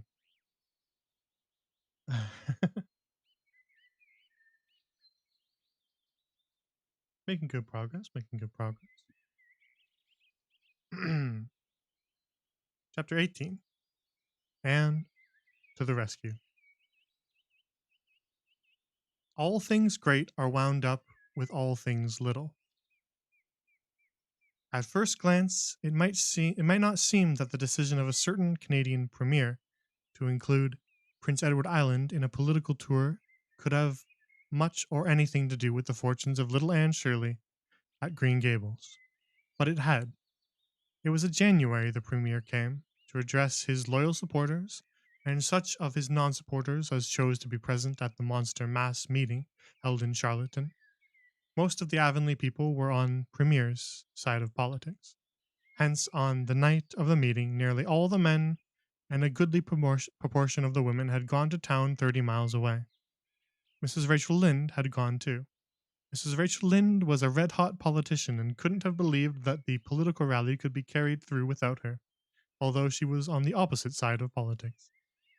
So she went to town and took her husband, Thomas, would be useful in looking after the house, and Marilla Cuthbert with her. Marilla had a sneaking interest in politics herself, and as though she thought it might be her only chance to see a real life premiere, she took it. She promptly took it, leaving Anne and Matthew to keep house until her return the following day.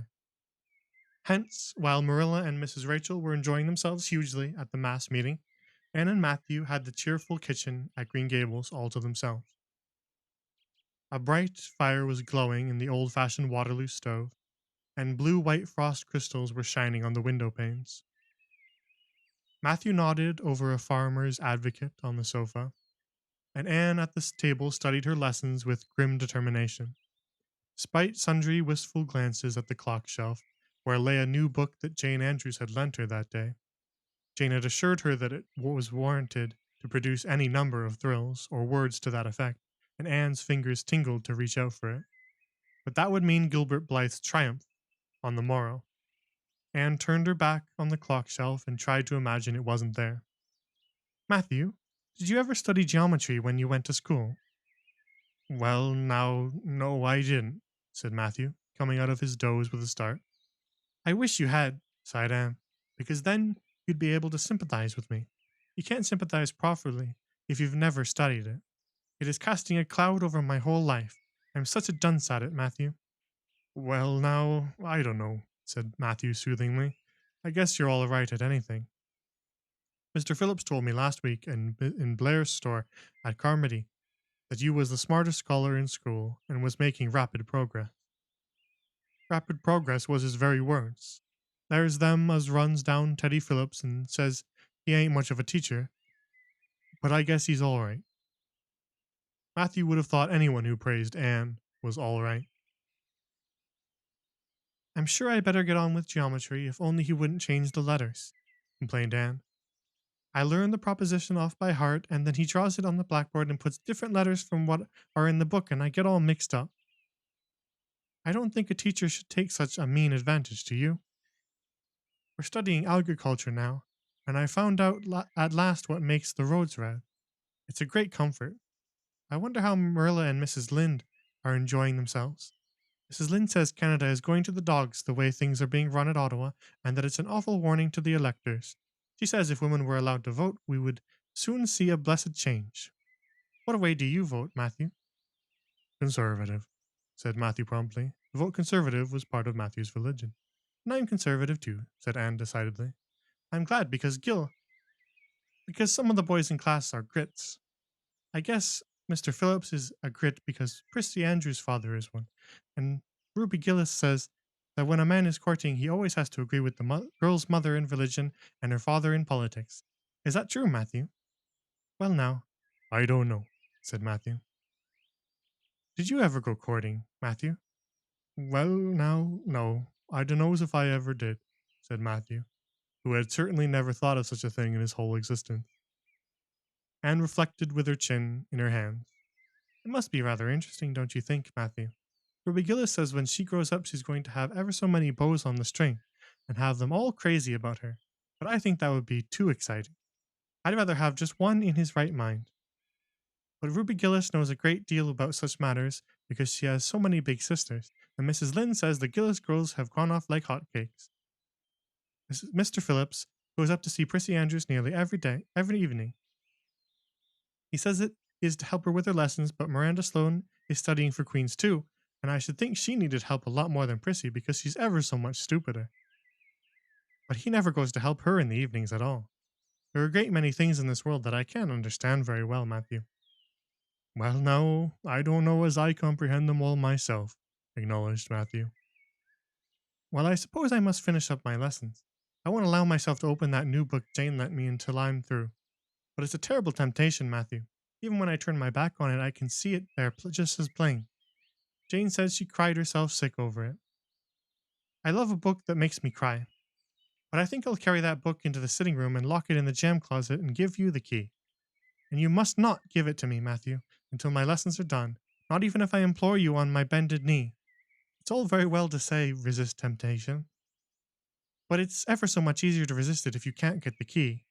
And then I shall run down to the cellar and get some russets, Matthew. Wouldn't you like some russets?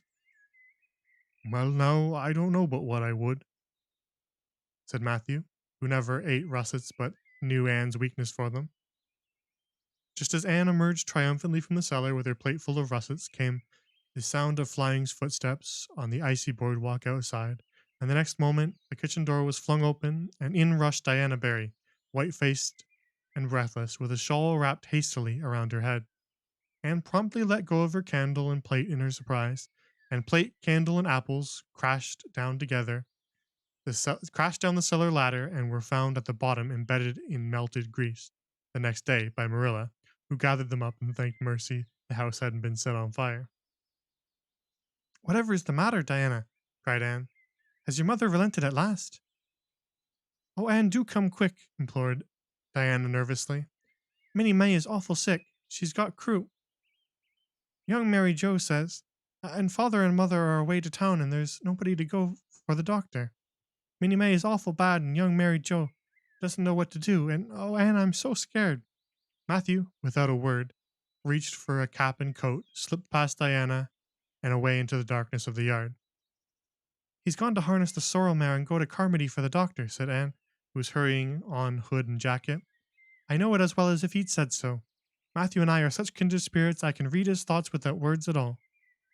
I don't believe he'll find the doctor at Carmody, sobbed Diana. I know that Dr. Blair went to town, and I guess Dr. Spencer would go too. Young Mary Joe never saw anybody with the croup, and Mrs. Lynde is away. Oh, Anne, don't cry, Di, said Anne cheerily. I know exactly what to do for croup. You forget that Mrs. Hammond had twins 3 times. When you look after 3 pairs of twins, you naturally get a lot of experience. They all had croup regularly. Just wait till I get the ipecac bottle. You mayn't have any at your house. Come on now."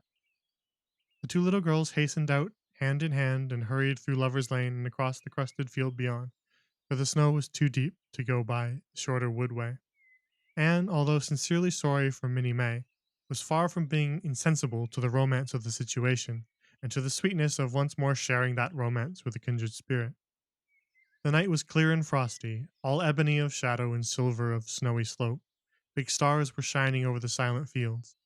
Here and there the dark pointed firs stood up with snow powdering their branches, and the wind whistling through them.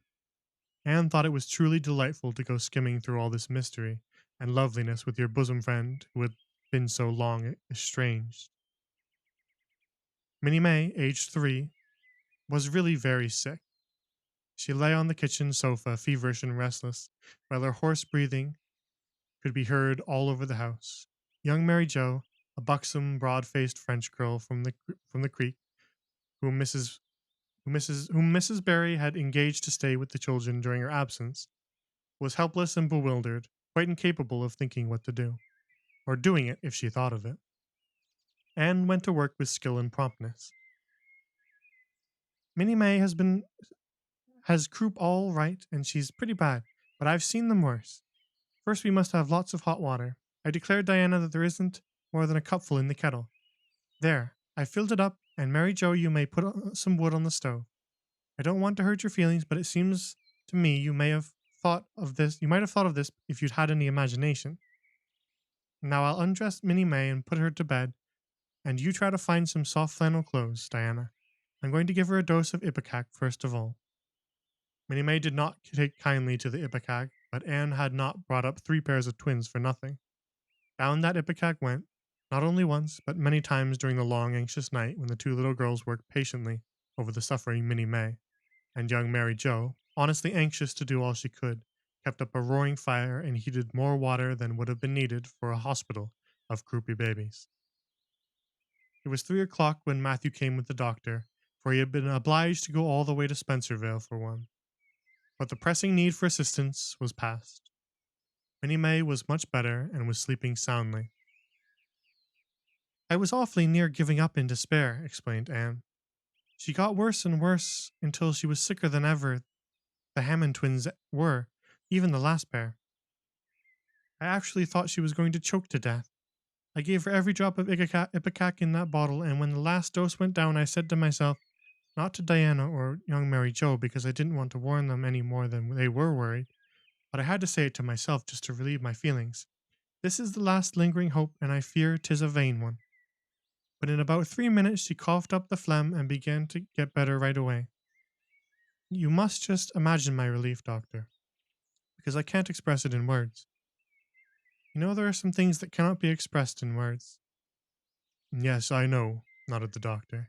He looked at Anne as if he were thinking some things about her that couldn't be expressed in words. Later on, however, he expressed them to Mr. and Mrs. Barry. That red-headed girl they have over at Cuthbert's is as smart as they make 'em.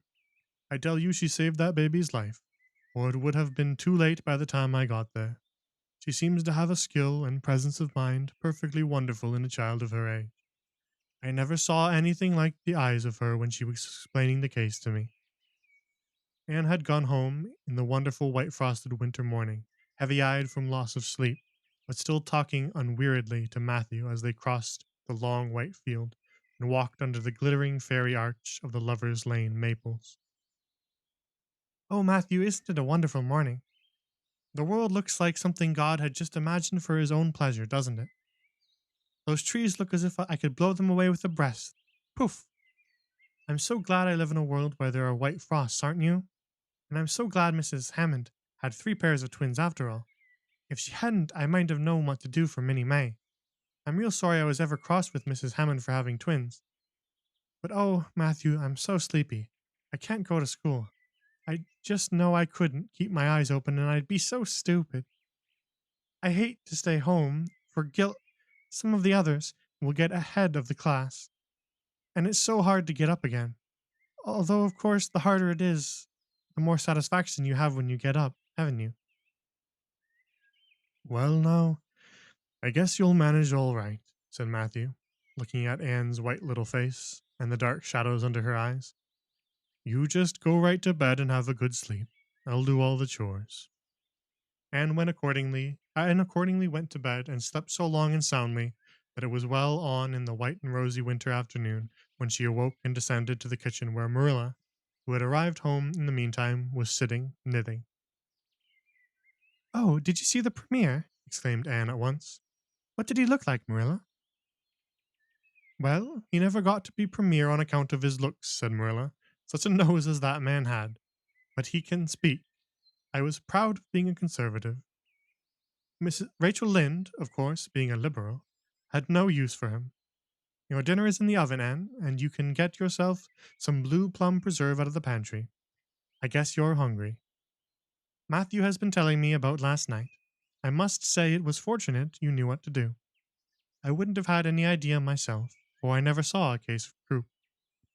There now, never mind talking till you've had your dinner. I can tell by the look of you that you're just full up with speeches, but they'll keep. Marilla had something to tell Anne, but she did not tell it just then, for she knew if she did, Anne's consequent excitement would lift her clear out of the region of such material matters as appetite or dinner. Not until Anne had finished her saucer of blue plums did Marilla say, Mrs. Barry was here this afternoon, Anne. She wanted to see you, but I wouldn't wake you up. She says you saved Minnie May's life, and she is very sorry she acted as she did in that affair of the currant wine. She says she knows now you didn't mean to set Diana drunk, and she hopes you'll forgive her and be good friends with Diana again. You're to go over this evening, if you like, for Diana can't stir outside the door on account of a bad cold she caught last night. Now, Anne Shirley, for pity's sake, don't fly up into the air. The warning seemed not unnecessary, so uplifted and aerial was Anne's expression and attitude as she sprang to her feet, her face irradiated with the flame of her spirit. Oh, Marilla, can I go now? Without washing my dishes. I'll wash them when I come back, but I cannot tie myself down to anything so unromantic as dishwashing at this thrilling moment. Yes, yes, run along, said Marilla indulgently. Anne Shirley, are you crazy? Come back this instant and put something on you. I might as well call to the wind. She's gone without a wing or wrap, without a cap or wrap. Look at her tearing through the orchard with her hair streaming. It'll be a mercy if she doesn't catch her death of cold. Anne came dancing home in the purple winter twilight across the snowy places. Afar in the southwest was the great shimmering pearl-like sparkle of an evening star in the sky that was pale golden and ethereal rose over gleaming white spaces and dark glens of spruce. The tinkles of sleigh bells among the snowy hills came like elven chimes through the frosty air, but their music was not sweeter than the song in Anne's heart and on her lips. You see before you a perfectly happy person, Marilla, she announced. I'm perfectly happy, yes, in spite of my red hair. Just at present, I have a soul above red hair. Mrs. Barry kissed me and cried and said that she was so sorry and she could never repay me. I felt fearfully embarrassed, Marilla. But I just said as politely as I could, I have no hard feelings for you, Mrs. Barry. I assure you once and for all that I did not mean to intoxicate Diana, and henceforth I shall cover the past with the mantle of oblivion. That was a pretty dignified way of speaking, wasn't it, Marilla? I felt that I was heaping coals of fire on Mrs. Barry's head, and Diana and I had a lovely afternoon. Diana showed me a new fancy crochet stitch her aunt over at Carmody taught her. Not a soul in Avonlea knows it but us, and we pledged a solemn vow to never reveal it to anyone else. Diana gave me a beautiful card with a wreath of roses on it and a verse of poetry. If you love me as I love you, nothing but death can part us two. And that is true, Marilla. We're going to ask Mr. Phillips to let us sit together in school again, and Gertie Pye can go with Minnie Andrews. We had an elegant tea. Mrs. Barry had the very best china set out, Marilla, just as if I was real company. I can't tell you what a thrill it gave me. Nobody ever used their very best china on my account before. And we had fruit cake and pound cake and donuts and two kinds of preserves, Marilla. And Mrs. Barry asked me if I took tea and said, Pa, why don't you passed the biscuits to Anne. It must be lovely to be grown up, Marilla, when just being treated as if you were is so nice. I don't know about that, said Marilla, with a brief sigh. Well, anyways, when I am grown up, said Anne decidedly, I'm always going to talk to little girls as if they were too, and I'll never laugh when they use big words. I know from sorrowful experience how that hurts one's feelings. After tea, Diana and I made taffy. The taffy wasn't very good, I suppose because neither Diana nor I had ever made any before. Diana left me to stir it while she buttered the plates, and I forgot and let it burn. And then, when we set it out on the platform to cool, the cat walked over one plate, and that had to be thrown away. But the making of it was splendid. Then, when I came home, Mrs. Barry asked me to come over as often as I could, and Diana stood at the window and threw kisses to me all the way down to Lover's Lane. I assure you, Marilla, that I feel like praying tonight, and I'm going to think out a special brand new prayer in honor of the occasion. End of chapter.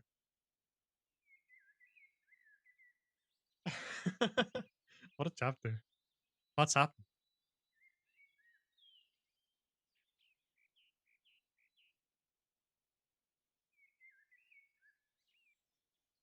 Anyone ever had croup before?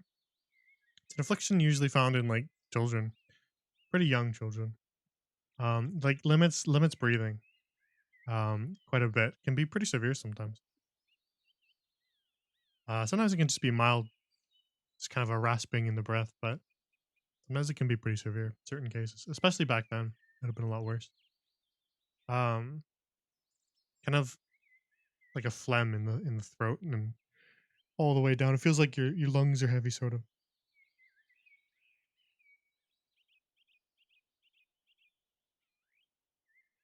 But that was a cute way to resolve the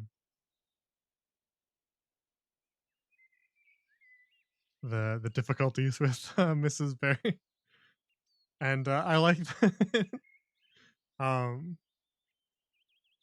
I like that in spite of the situation, she's still thinking about how quote unquote like romantic a situation it is. By romantic, she's referring to like the old style of romantic, not like literally romance as we think of it now. She's like using the old reference to like high romance of interesting stories and exciting events.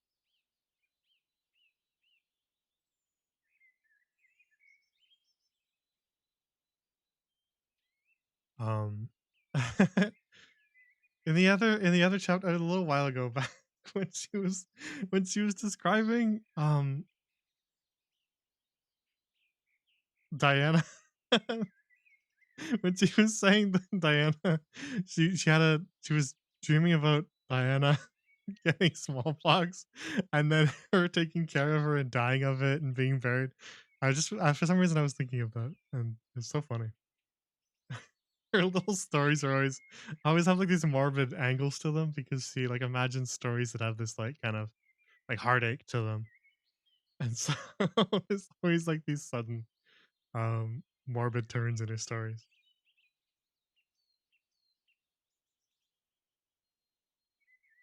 All right, let's keep going. Let's keep going. I'm good to keep going a little bit longer. We're almost to chapter 20, so we might as well keep going, right?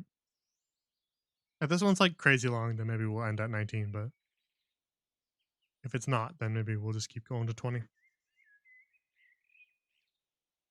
Chapter 19: A concert, a catastrophe, and a confession.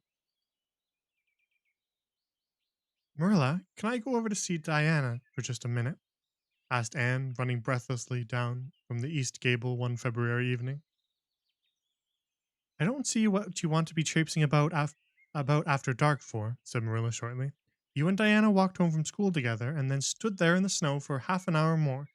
Your tongues were going to be blessed. Your tongue's going to be blessed your tongue's going the whole blessed time, clickety clack. So I don't think you're very badly off to see her again. But she wants to see me, pleaded Anne. She has something very important to tell me. How do you know she has? Because she just signaled to me from her window. We have arranged a way to signal with our candles and cardboard. We set the candle on the windowsill and make flashes by passing the cardboard back and forth. So many flashes mean a certain thing. It was my idea, Marilla. I'll warrant you it was, said Marilla emphatically.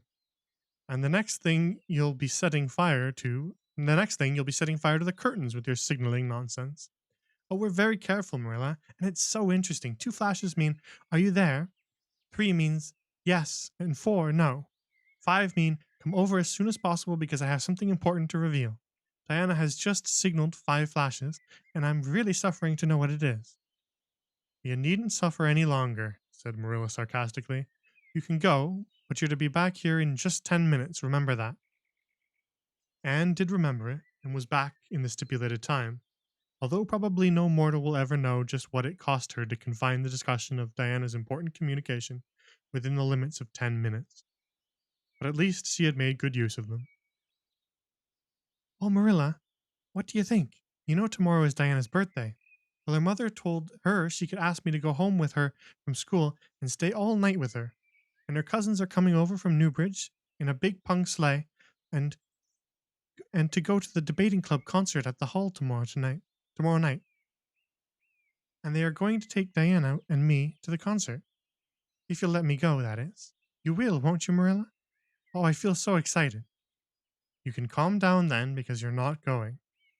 You're better at home in your bed, and as for that club concert, it's all nonsense, and little girls should not be allowed to go to such places at all.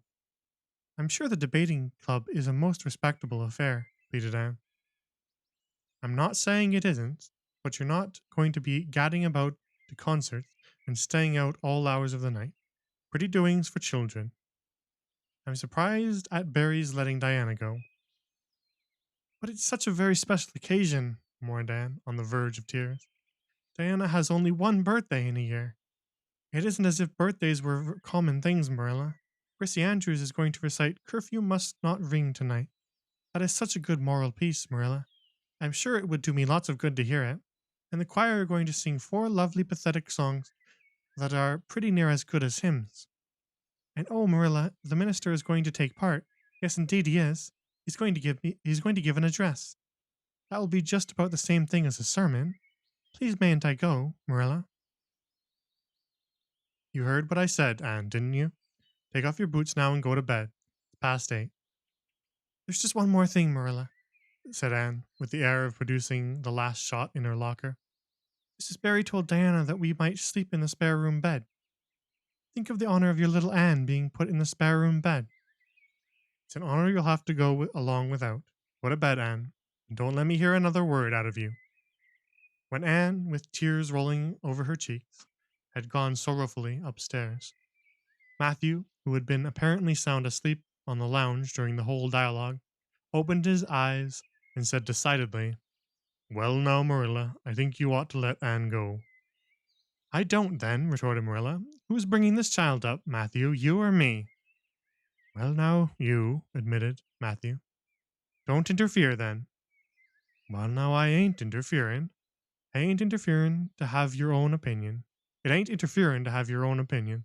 My opinion is that you ought to let Anne go. You would think I ought to let Anne go to the moon if she took the notion, I've no doubt, was Marilla's amiable rejoinder. I might have let her spend the night with Diana if that was all, but I don't approve of this concert plan. She'd go there and catch cold like as not, and have her head filled up with nonsense and excitement. It would unsettle her for a week. I understand that child's disposition and what's good for it better than you, Matthew. I think you ought to let Anne go, repeated Matthew firmly. Argument was not his strong point, but holding fast to his opinion certainly was. Marilla gave a gasp of helplessness and took refuge in silence. The next morning, when Anne was washing the breakfast dishes in the pantry, Matthew paused on his way out to the barn to say to Marilla again, I think you ought to let Anne go, Marilla. For a moment, Marilla looked things not lawful to be uttered. Then she yielded to the inevitable and said tartly, Very well, then, she can go, since nothing else will please you. Anne flew out of the pantry, dripping dishcloth in hand. Oh, Marilla, say those blessed words again. I guess once is enough to say them. This is Matthew's doing, and I wash my hands of it. If you catch pneumonia sleeping in a strange bed or coming out of that hot hall in the middle of the night, Don't blame me, blame Matthew. And surely you're dripping greasy water all over the floor.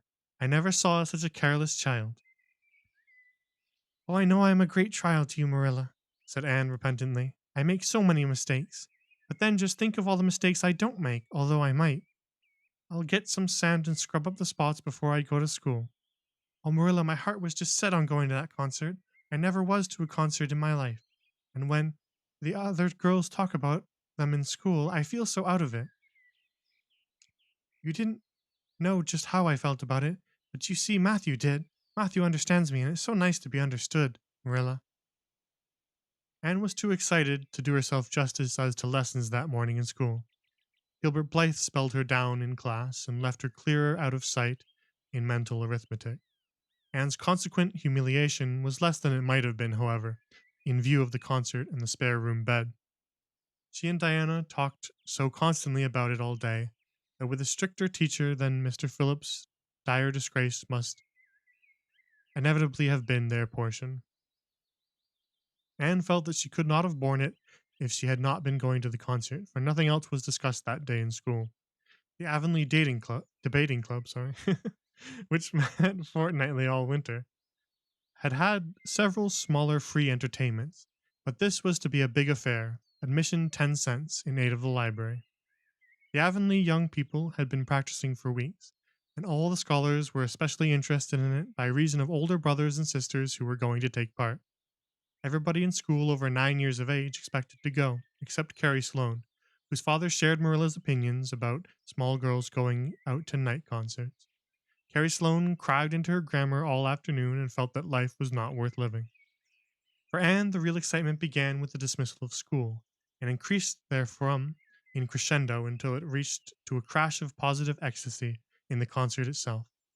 They had a perfectly elegant tea, and then came the delicious occupation of dressing in Diana's little room upstairs. Diana did Anne's front hair in the new pompadour style, and Anne tied Diana's bow with the especial knack she possessed. And they experimented with at least half a dozen different ways of arranging their back hair. At last they were ready, cheeks scarlet and eyes glowing with excitement. True, Anne could not help a little pang when she contrasted her plain black tam and shapeless, tight sleeved homemade gray cloth coat with Diana's jaunty fur cap and smart little jacket. But she remembered in time that she had an imagination and could use it. Then Diana's cousins, the Murrays from Newbridge, came.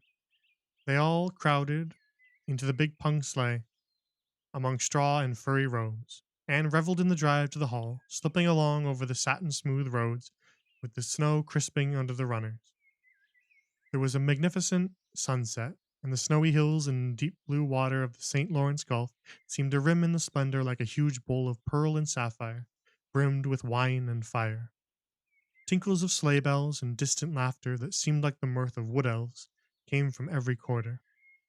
Oh, Diana, breathed Anne, squeezing Diana's mittened hand under the fur robe. Isn't it all like a beautiful dream? Do I really look the same as usual? I feel so different that it seems to me it must show in my looks. You look awfully nice, said Diana, who having just received a compliment from one of her cousins, felt that she ought to pass it on. You got the loveliest color. The program that night was a series of thrills for at least one listener in the audience, and, as Anne assured Diana, every succeeding thrill was thrillier than the last. When Prissy Andrews, attired in a new pink silk waist with a string of pearls about her smooth white throat and real carnations in her hair, rumor whispered that the headmaster had sent all the way to town for them for her, climbed the slimy ladder dark without one ray of light, and shivered in luxurious sympathy when the choir sang Far Above the Gentle Daisies, and gazed at the ceiling as if it were frescoed with angels. When Sam Sloane proceeded to explain and illustrate how Sockery set a hen, and laughed until people sitting near her laughed too, more out of sympathy with her than amusement at a selection that was rather threadbare even in Avonlea. And when Mr. Phillips gave Mark Antony's oration over the dead body of Caesar in the most heart-stirring tones, looking at Prissy Andrews at the end of every sentence, Anne felt that she could rise and mutiny on the spot if but one Roman citizen led the way. Only one number on the program failed to interest her. When Gilbert Blythe recited Bingen on the Rhine, Anne picked up Rhoda Murray's library book and read it until he had finished, when she sat rigidly stiff and motionless while Diana clapped her hands until they tingled. It was 11 when they got home, sated with dissipation, but with the exceedingly sweet pleasure of talking it all over still to come. Everybody seemed asleep, and the house was dark and silent. Anne and Diana tiptoed into the parlor, a long, narrow room, out of which the spare room opened. It was pleasantly warm and dimly lighted by the embers of a fire in the grate. "Let's undress here," said Diana. "It's so nice and warm." "Hadn't it been a delightful time?" sighed Anne rapturously. "It must be splendid to get up and recite there. Do you suppose we will ever be asked to do it, Diana?" "Yes, of course, some day. They're always wanting the big scholars to recite. Gilbert Blythe does often, and he's only 2 years older than us." "Oh, Anne, how could you pretend not to listen to him? When he came to the line, 'There's another, not a sister,' he looked right down at you." "Diana," said Anne with dignity, "you are my bosom friend, but I cannot allow even you to speak to me of that person. Are you ready for bed? Let's run a race and see who'll get to the bed first." The suggestion appealed to Diana. The two little white-clad figures fled down the long room through the spare room door and bounded on the bed at the same moment. And then something moved beneath them. There was a gasp and a cry, and somebody said in muffled accents, "Merciful goodness!" And Anne and Diana were never able to tell just how they got off that bed and out of the room. They only knew that after one frantic rush, they found themselves tiptoeing shiveringly upstairs. "Oh, who was it? What was that?" whispered Anne, her teeth chattering with cold and fright. "It was Aunt Josephine," said Diana, gasping with laughter. "Oh, Anne, it was Aunt Josephine, however she came to be there. Oh, and I know she will be furious. It's dreadful. It's really dreadful. But did you ever know anything so funny, Anne?" "Who is your Aunt Josephine?" She's father's aunt, and she lives in Charlottetown. She's awfully old, 70 anyhow, and I don't believe she was ever a little girl. We were expecting her out for a visit, but not so soon. She's awfully prim and proper, and she'll scold dreadfully about this, I know. Well, we'll have to sleep with Minnie May, and you can't think of how she kicks." Miss Josephine Barry did not appear at the early breakfast the next morning. Mrs. Barry smiled kindly at the two little girls. "Did you have a good time last night? I tried to stay awake until you came home, for I wanted to tell you Aunt Josephine had come and that you would have to go upstairs after all. But I was so tired I fell asleep. I hope you didn't disturb your aunt, Diana." Diana preserved a discreet silence, but she and Anne exchanged furtive smiles of guilty amusement across the table. Anne hurried home after breakfast and so remained in blissful ignorance of the disturbance which presently resulted in the Barry household until the late afternoon, when she went down to Mrs. Lynde's on an errand for Marilla. "So, you and Diana nearly frightened poor old Miss Barry to death last night," said Mrs. Lynde severely, but with a twinkle in her eye. "Mrs. Barry was here for a few minutes ago on her way to Carmody. She's feeling real worried over it. Old Miss Barry was in a terrible temper when she got up this morning, and Josephine Barry's temper is no joke, I can tell you that. She wouldn't speak to Diana at all." "It wasn't Diana's fault," said Anne contritely. "It was mine. I suggested racing to see who would get into bed first." "I knew it," said Mrs. Lynde with the exultation of a correct guesser. "I knew that idea had to come out of your head. Well, it's made a nice lot of trouble, that's what. Old Miss Barry came out to stay for a month, but she declares she won't stay another day and is going right back to town tomorrow. Sunday and all as it is. She'll have gone today if She'd have gone today if they could have taken her. She'd promised to pay for a quarter's music lesson for Diana, but now she is determined to do nothing at all for such a tomboy. Oh, I guess they have had a lively time of it there this morning. The Barrys must feel cut up. Old Miss Barry is rich, and they'd like to keep on the good side of her. Of course, Mrs. Barry didn't just say that to me, but I'm a pretty good judge of human nature, that's what." "I'm such an unlucky girl," mourned Anne. "I'm always getting into scrapes myself and getting my best friends, people I'd shed my heart's blood for, into them too. Can you tell me why it is so, Mrs. Lynde?" It's because you're so heedless and impulsive, child, that's what. You never stop to think. Whatever comes into your head to say or do, you say or do it without a moment's reflection. Oh, but that's the best of it, protested Anne. Something just flashes into your mind, so exciting, and you must out with it. If you stop and think it over, you'll spoil it all. Haven't you never felt that yourself, Mrs. Lynde? No, Mrs. Lynde had not. She shook her head sagely. You must learn to think a little, Anne, that's what. The proverb you need to go by is look before you leap, especially into spare room beds. Mrs. Lynde laughed comfortably over her mild joke, but Anne remained pensive. She saw nothing to laugh at in the situation, which to her eyes appeared very serious. When she left Mrs. Lynde's, she took her way across the crusted fields to Orchard Slope. Diana met her at the kitchen door. Your Aunt Josephine was very cross about it, wasn't she? Whispered Anne. Yes, answered Diana, stifling a giggle with an apprehensive glance over her shoulder at the closed sitting room door. She was fairly dancing with rage, Anne. Oh, how she scolded. She said I was the worst behaved girl she ever saw and that my parents ought to be ashamed of the way they had brought me up. She says she won't stay, and I'm sure I don't care. But father and mother do. Why didn't you tell them it was my fault? Demanded Anne. It's likely I'd do such a thing, isn't it? Said Diana with just scorn. I'm no telltale, Anne Shirley, and anyhow, I was just as much to blame as you. Well, I'm going to tell her myself, said Anne resolutely. Diana stared. Anne Shirley, you'd never. Why, she'll eat you alive. Don't frighten me any more than I am frightened, implored Anne. I'd rather walk up to a cannon's mouth. But I've got to do it, Diana. It was my fault, and I've got to confess. I've had practice in confessing, fortunately. Well, she's in the room, said Diana. You can go in if you want to. I wouldn't dare, and I don't believe you'll do it for a bit of good. With this encouragement, Anne bearded the lion in its den. That is to say, walked resolutely up to the sitting room door and knocked faintly. A sharp "Come in" followed. Miss Josephine Barry, thin, prim, and rigid, was knitting fiercely by the fire, her wrath quite unappeased and her eyes snapping through her gold-rimmed glasses. She wheeled around in her chair, expecting to see Diana, and beheld a white-faced girl whose great eyes were brimmed up with a mixture of desperate courage and shrinking terror. "Who are you?" demanded Miss Josephine Barry without ceremony. "I'm Anne of Green Gables," said the small visitor tremulously, clasping her hands with her characteristic gesture. "And I've come to confess, if you please." "Confess what?" "That it was all my fault about jumping into bed on you last night. I suggested it. Diana would have never thought of such a thing, I am sure. Diana is a very ladylike girl, Miss Barry, so you must see how unjust it is to blame her." "Oh, I must, hey?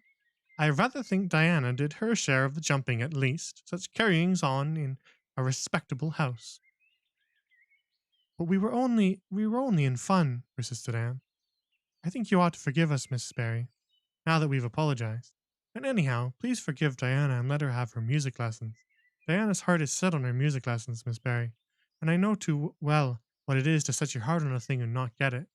If you must be cross with anyone, be cross with me. I've been so used in my early days to having people cross at me that I can endure it much better than Diana can." Much of the snap had gone out of the old lady's eyes by this time, and was replaced by a twinkle of amused interest. But she still said severely, "I don't think it is any excuse for you that you were only in fun. Little girls never indulged in that kind of fun when I was young. You don't know what it is to be awakened out of a sound sleep after a long and arduous journey by two great girls coming bounce down on top of you." "I don't know, but I can imagine," said Anne eagerly. "I'm sure it must have been very disturbing. But then, there is our side of it too. Have you any imagination, Miss Barry? If you have, you just put yourself in our place. We didn't know there was anybody in that bed, and you nearly scared us to death. It was simply awful the way we felt. And then we couldn't sleep in the spare room after being promised. I suppose you are used to sleeping in spare room, but just imagine what you would feel like if you were a little orphan girl who had never had such an honor." All the snap was gone by this time. Miss Barry actually laughed. The sound which caused Diana, waiting in speechless anxiety in the kitchen outside to give a great gasp of relief. I'm afraid my imagination is a little rusty. It's been so long since I used it, she said. I dare say your claim to sympathy is just as strong as mine. It all depends on the way we look at it. Sit down here and tell me about yourself. I'm very sorry I can't, said Anne firmly. I would like to, because you seem like an interesting lady, and you might even be a kindred spirit, although you don't look like it very much. But it is my duty to go home to Miss Marilla Cuthbert. Miss Marilla Cuthbert is a very kind lady who has taken me to bring up properly. She's doing her best, but it is very discouraging work. You must not blame her because I jumped on the bed. But before I go, I do wish you would tell me if you will forgive Diana and stay just as long as you meant to in Avonlea. I think perhaps I will if you will come over and talk to me occasionally, said Miss Barry. That evening, Miss Barry gave Diana a silver bangle bracelet and told the senior members of the household that she had unpacked her valise. I have made up my mind to stay simply for the sake of getting better acquainted with that Anne girl, she said frankly. She amuses me, and at my time of life, an amusing person is a rarity. Marilla's only comment when she heard the story was, I told you so. This was for Matthew's benefit. Miss Barry stayed her month out and over. She was a more agreeable guest than usual, for Anne kept her in good humor. They became firm friends. When Miss Barry went away, she said, Remember you, Anne girl. When you come to town, you're to visit me, and I'll put you in my very sparest spare room bed to sleep. Miss Barry was a kindred spirit after all, Anne confided to Marilla. You wouldn't think so to look at her, but she is. You don't find it right out at first, as in Matthew's case, but after a while you come to see it. Kindred spirits are not so scarce as I used to think. It's splendid to find out there are so many of them in the world. End of chapter. Should we keep going? How long is this chapter?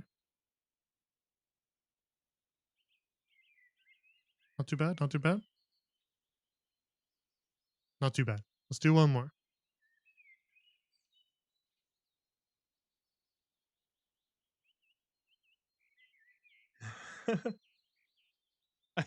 and acknowledging that she's getting very good at confessions is fine.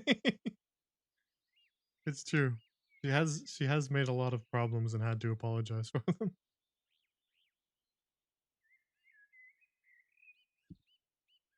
All right, we'll do this last chapter. We'll do chapter 20, and then we'll wrap up because I don't know if my throat can handle too much more. I don't want to. It's not that it's bad right now. It's that if I keep going for too long, then it will become bad. So I'd rather stop before it gets too bad. So I think 10 chapters is good. Again, and we'll call it after this one.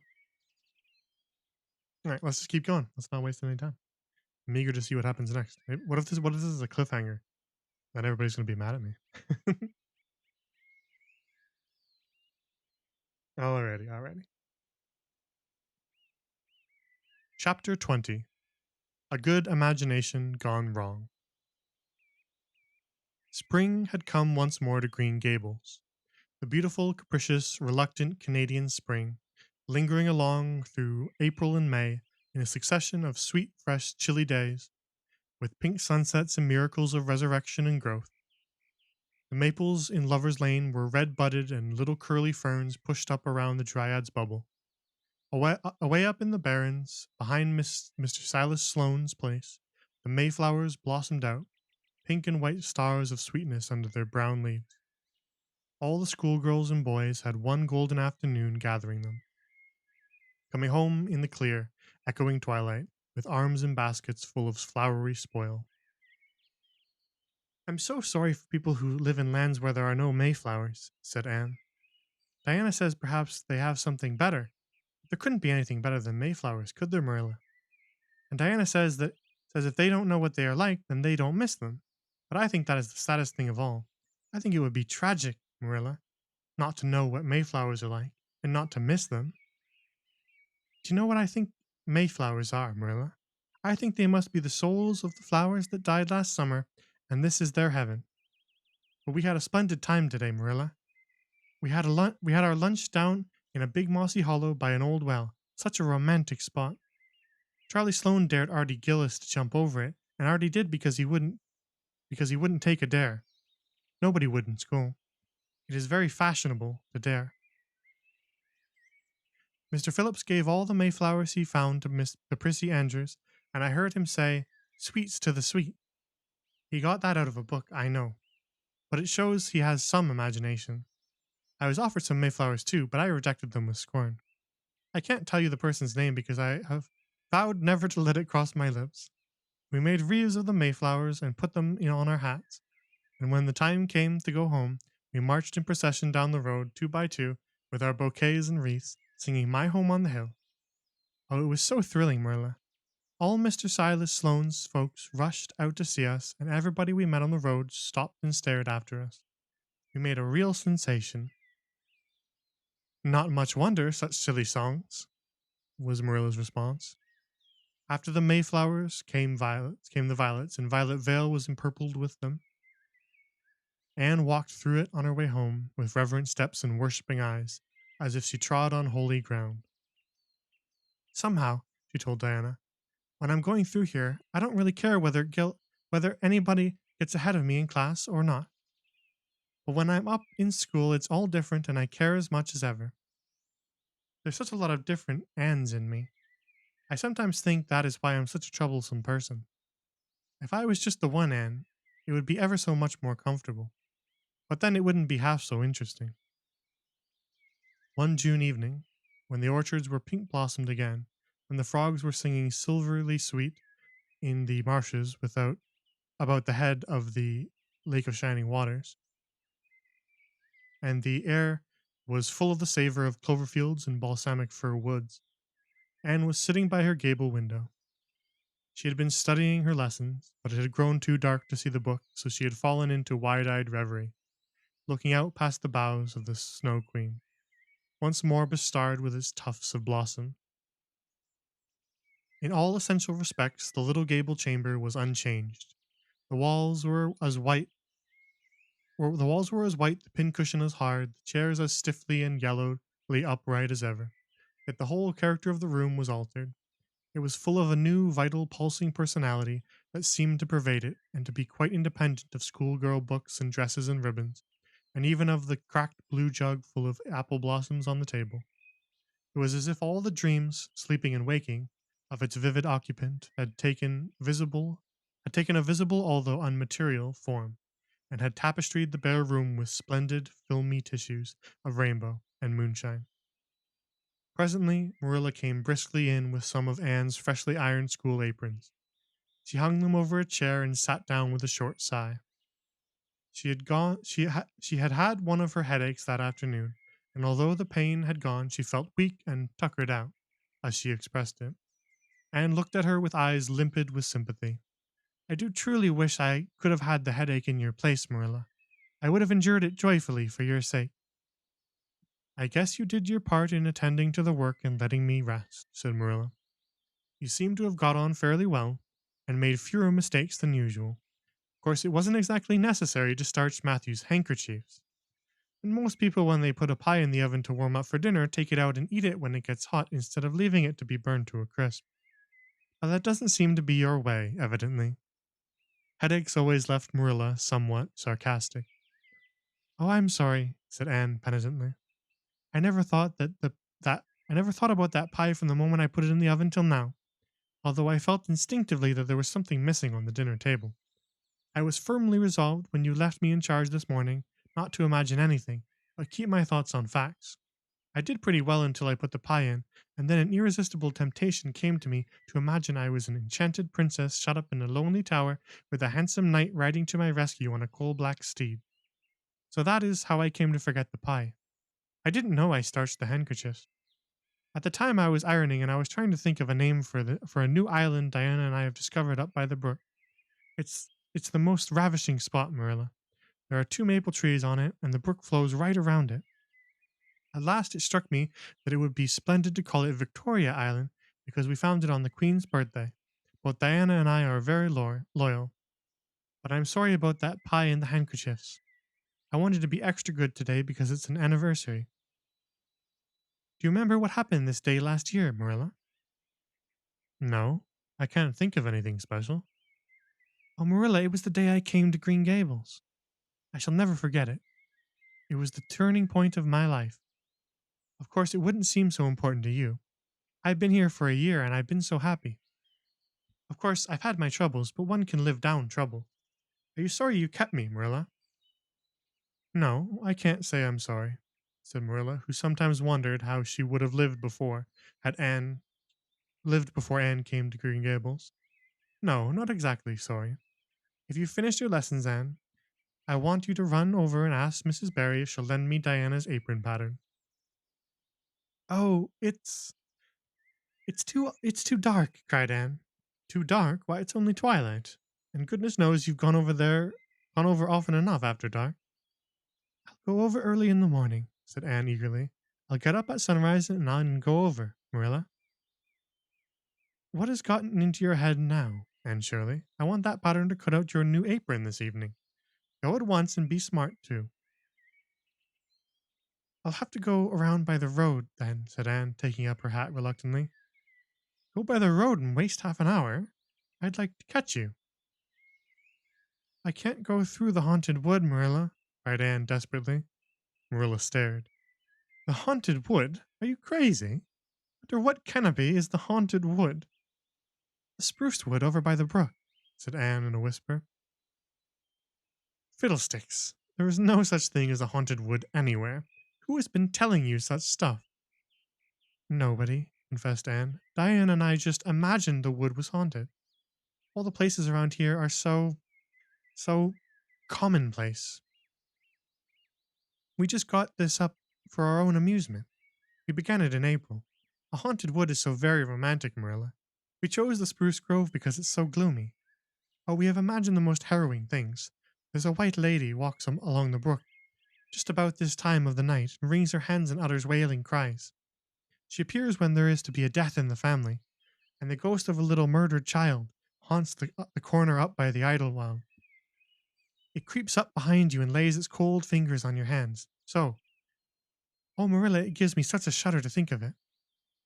Oh, and there's a headless man stalks up and down the path, and skeletons glower at you between the boughs. Oh, Marilla, I wouldn't go through the haunted wood after dark now for anything. I'd be sure that white things would reach out from behind the trees and grab me. Did ever anyone hear the like? Ejaculated Marilla, who had listened in dumb amazement. Anne Shirley, do you mean to tell me you believe all that wicked nonsense of your imagination? Not believe exactly, faltered Anne.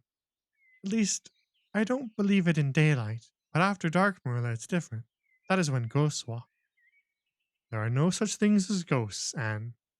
Oh, but there are, Marilla, cried Anne eagerly. I know people who have seen them, and they are respectable people. Charlie Sloane says that his grandmother saw his grandfather driving home the cows one night after he'd been buried for a year. You know, Charlie Sloane's grandmother wouldn't tell a story for anything. She's a very religious woman. And Mrs. Thomas's father was pursued home one night by a lamb of fire with its head cut off hanging by a strip of skin. He said he knew it was the spirit of his brother and that it was a warning he would die within 9 days.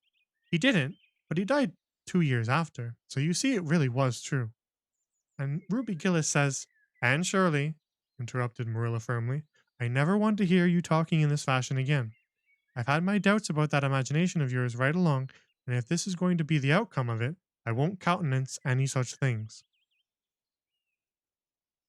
You'll go right over to Barry's, and you'll go through that spruce grove just for a lesson and a warning to you. And never let me hear a word out of your head about the haunted woods again. Anne might plead and cry as she liked, and did, for her terror was very real. Her imagination had run away with her, and she held the spruce grove in mortal dread after nightfall. But Marilla was inexorable. She marched the shrinking ghost seer down the spring and ordered her to proceed straight away over the bridge and into the dusky retreats of wailing ladies and headless specters beyond. Oh, Marilla, how can you be so cruel? Sobbed Anne. What would you feel like if a white thing did snatch me up and carry me off? I'll risk it, said Marilla unfeelingly. You know I always mean what I say. I'll cure you of imagining ghosts into places. March, now. Anne marched.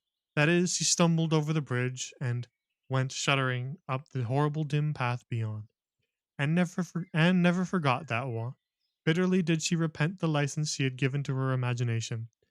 The goblins of her fancy lurked in every shadow about her, reaching out their cold, fleshless hands to grasp the terrified small girl who had called them into being. A white strip of birch bark, blowing up from the hollow over the brown floor of the grove, made her heart stand still. The long drawn wail of two old boughs rubbing against each other brought out the perspiration in beads on her forehead. The swoop of bats in the darkness over her was as the wings of unearthly creatures. When she reached Mr. William Bell's field, she fled across it as if pursued by an army of white things, and arrived at the very kitchen door, so out of breath that she could hardly grasp out her request for the apron pattern. Diana was away so that she had no excuse to linger. The dreadful return journey had to be faced. Anne went back over it with shut eyes, preferring to take the risk of dashing her brains out among the boughs to that of seeing a white thing. When she finally stumbled over the log bridge, she drew one long shivering breath of relief. Well, so nothing caught you? Said Marilla unsympathetically. Oh, Marilla, chattered Anne, I'll be contented with commonplace things after this. End of chapter.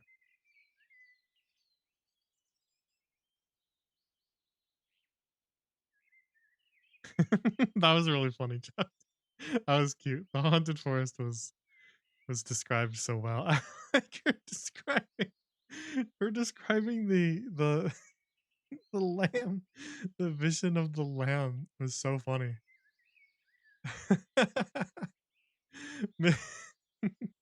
Mrs. Thomas's father was pursued home one night by a lamb of fire with its head cut off, hanging by a strip of skin.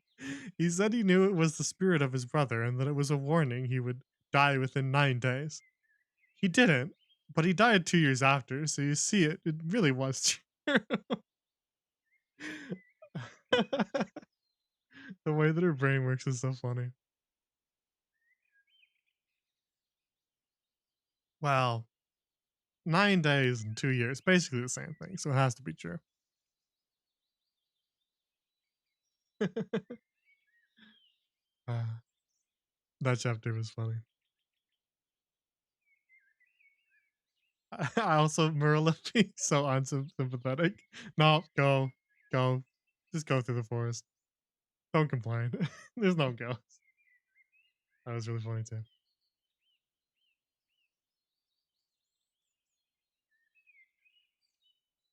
All right. I think we'll leave it out here for today. It's almost midnight, so we'll wrap up here. We got done quite a few chapters. Let's take a look.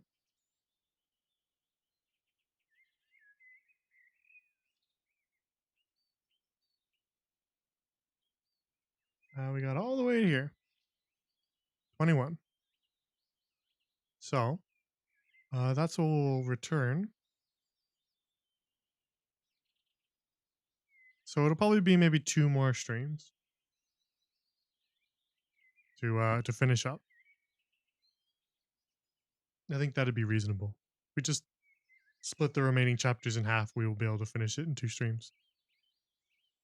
So we'll do it next Friday then.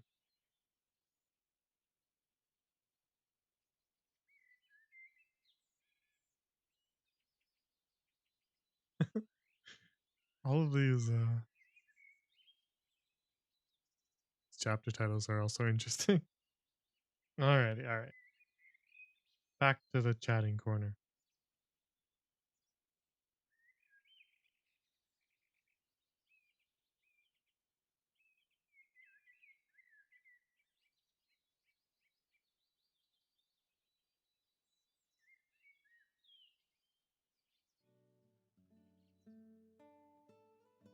So the next stream will probably be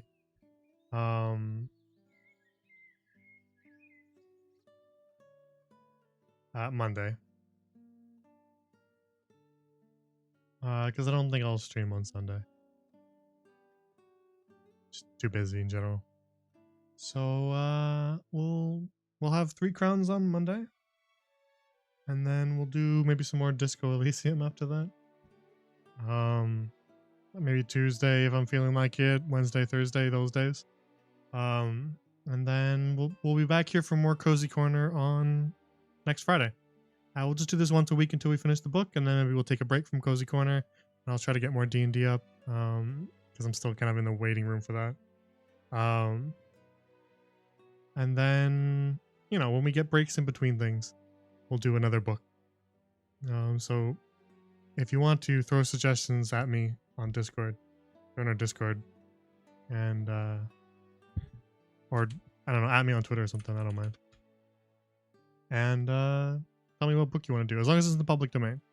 If it's not in the public domain, then we can't really do it. We could do like a normal book club where we all read it on our own, and then we talk about it. We could do that if we really wanted to. So if you do have a book that you think would be really good for like a more traditional book club kind of thing, then that could be all right too.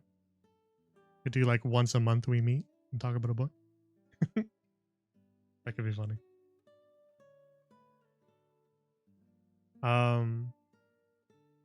But yeah, we'll return for more Anne of Green Gables next week. We'll pick up on chapter 21, and then it'll probably be just one more stream after that one to finish off the book. I'm really enjoying it. It's really wonderful. Like I said last time, like I read it, but like a really long time ago. And so my memory of it is like really hazy. I have like almost no memory of it beyond like character names and general like ideas of the characters. So I don't like remember any of the events of the book. So this is like reading it for the first time for me again, which is really pleasant. It's really cozy. And Alan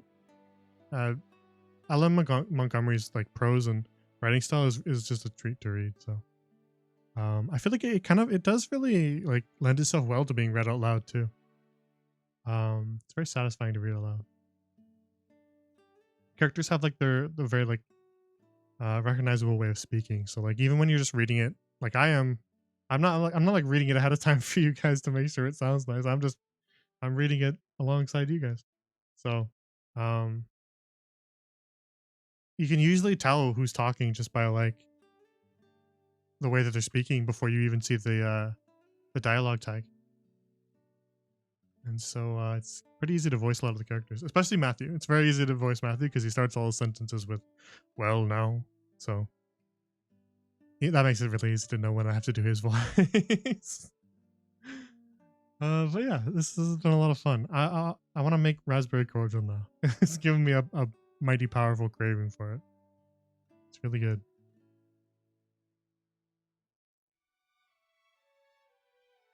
Maybe I will make some for next time, and I'll bring some for the class, and you can pretend that you're drinking it. You use your imagination, right? All right. So for future things, if you want to get caught up on, or if you want to stay posted with my schedule, like by changing stream times, follow me on Twitter. I'll be talking about when I'm doing streams and stuff like that, usually at least a day ahead if I can.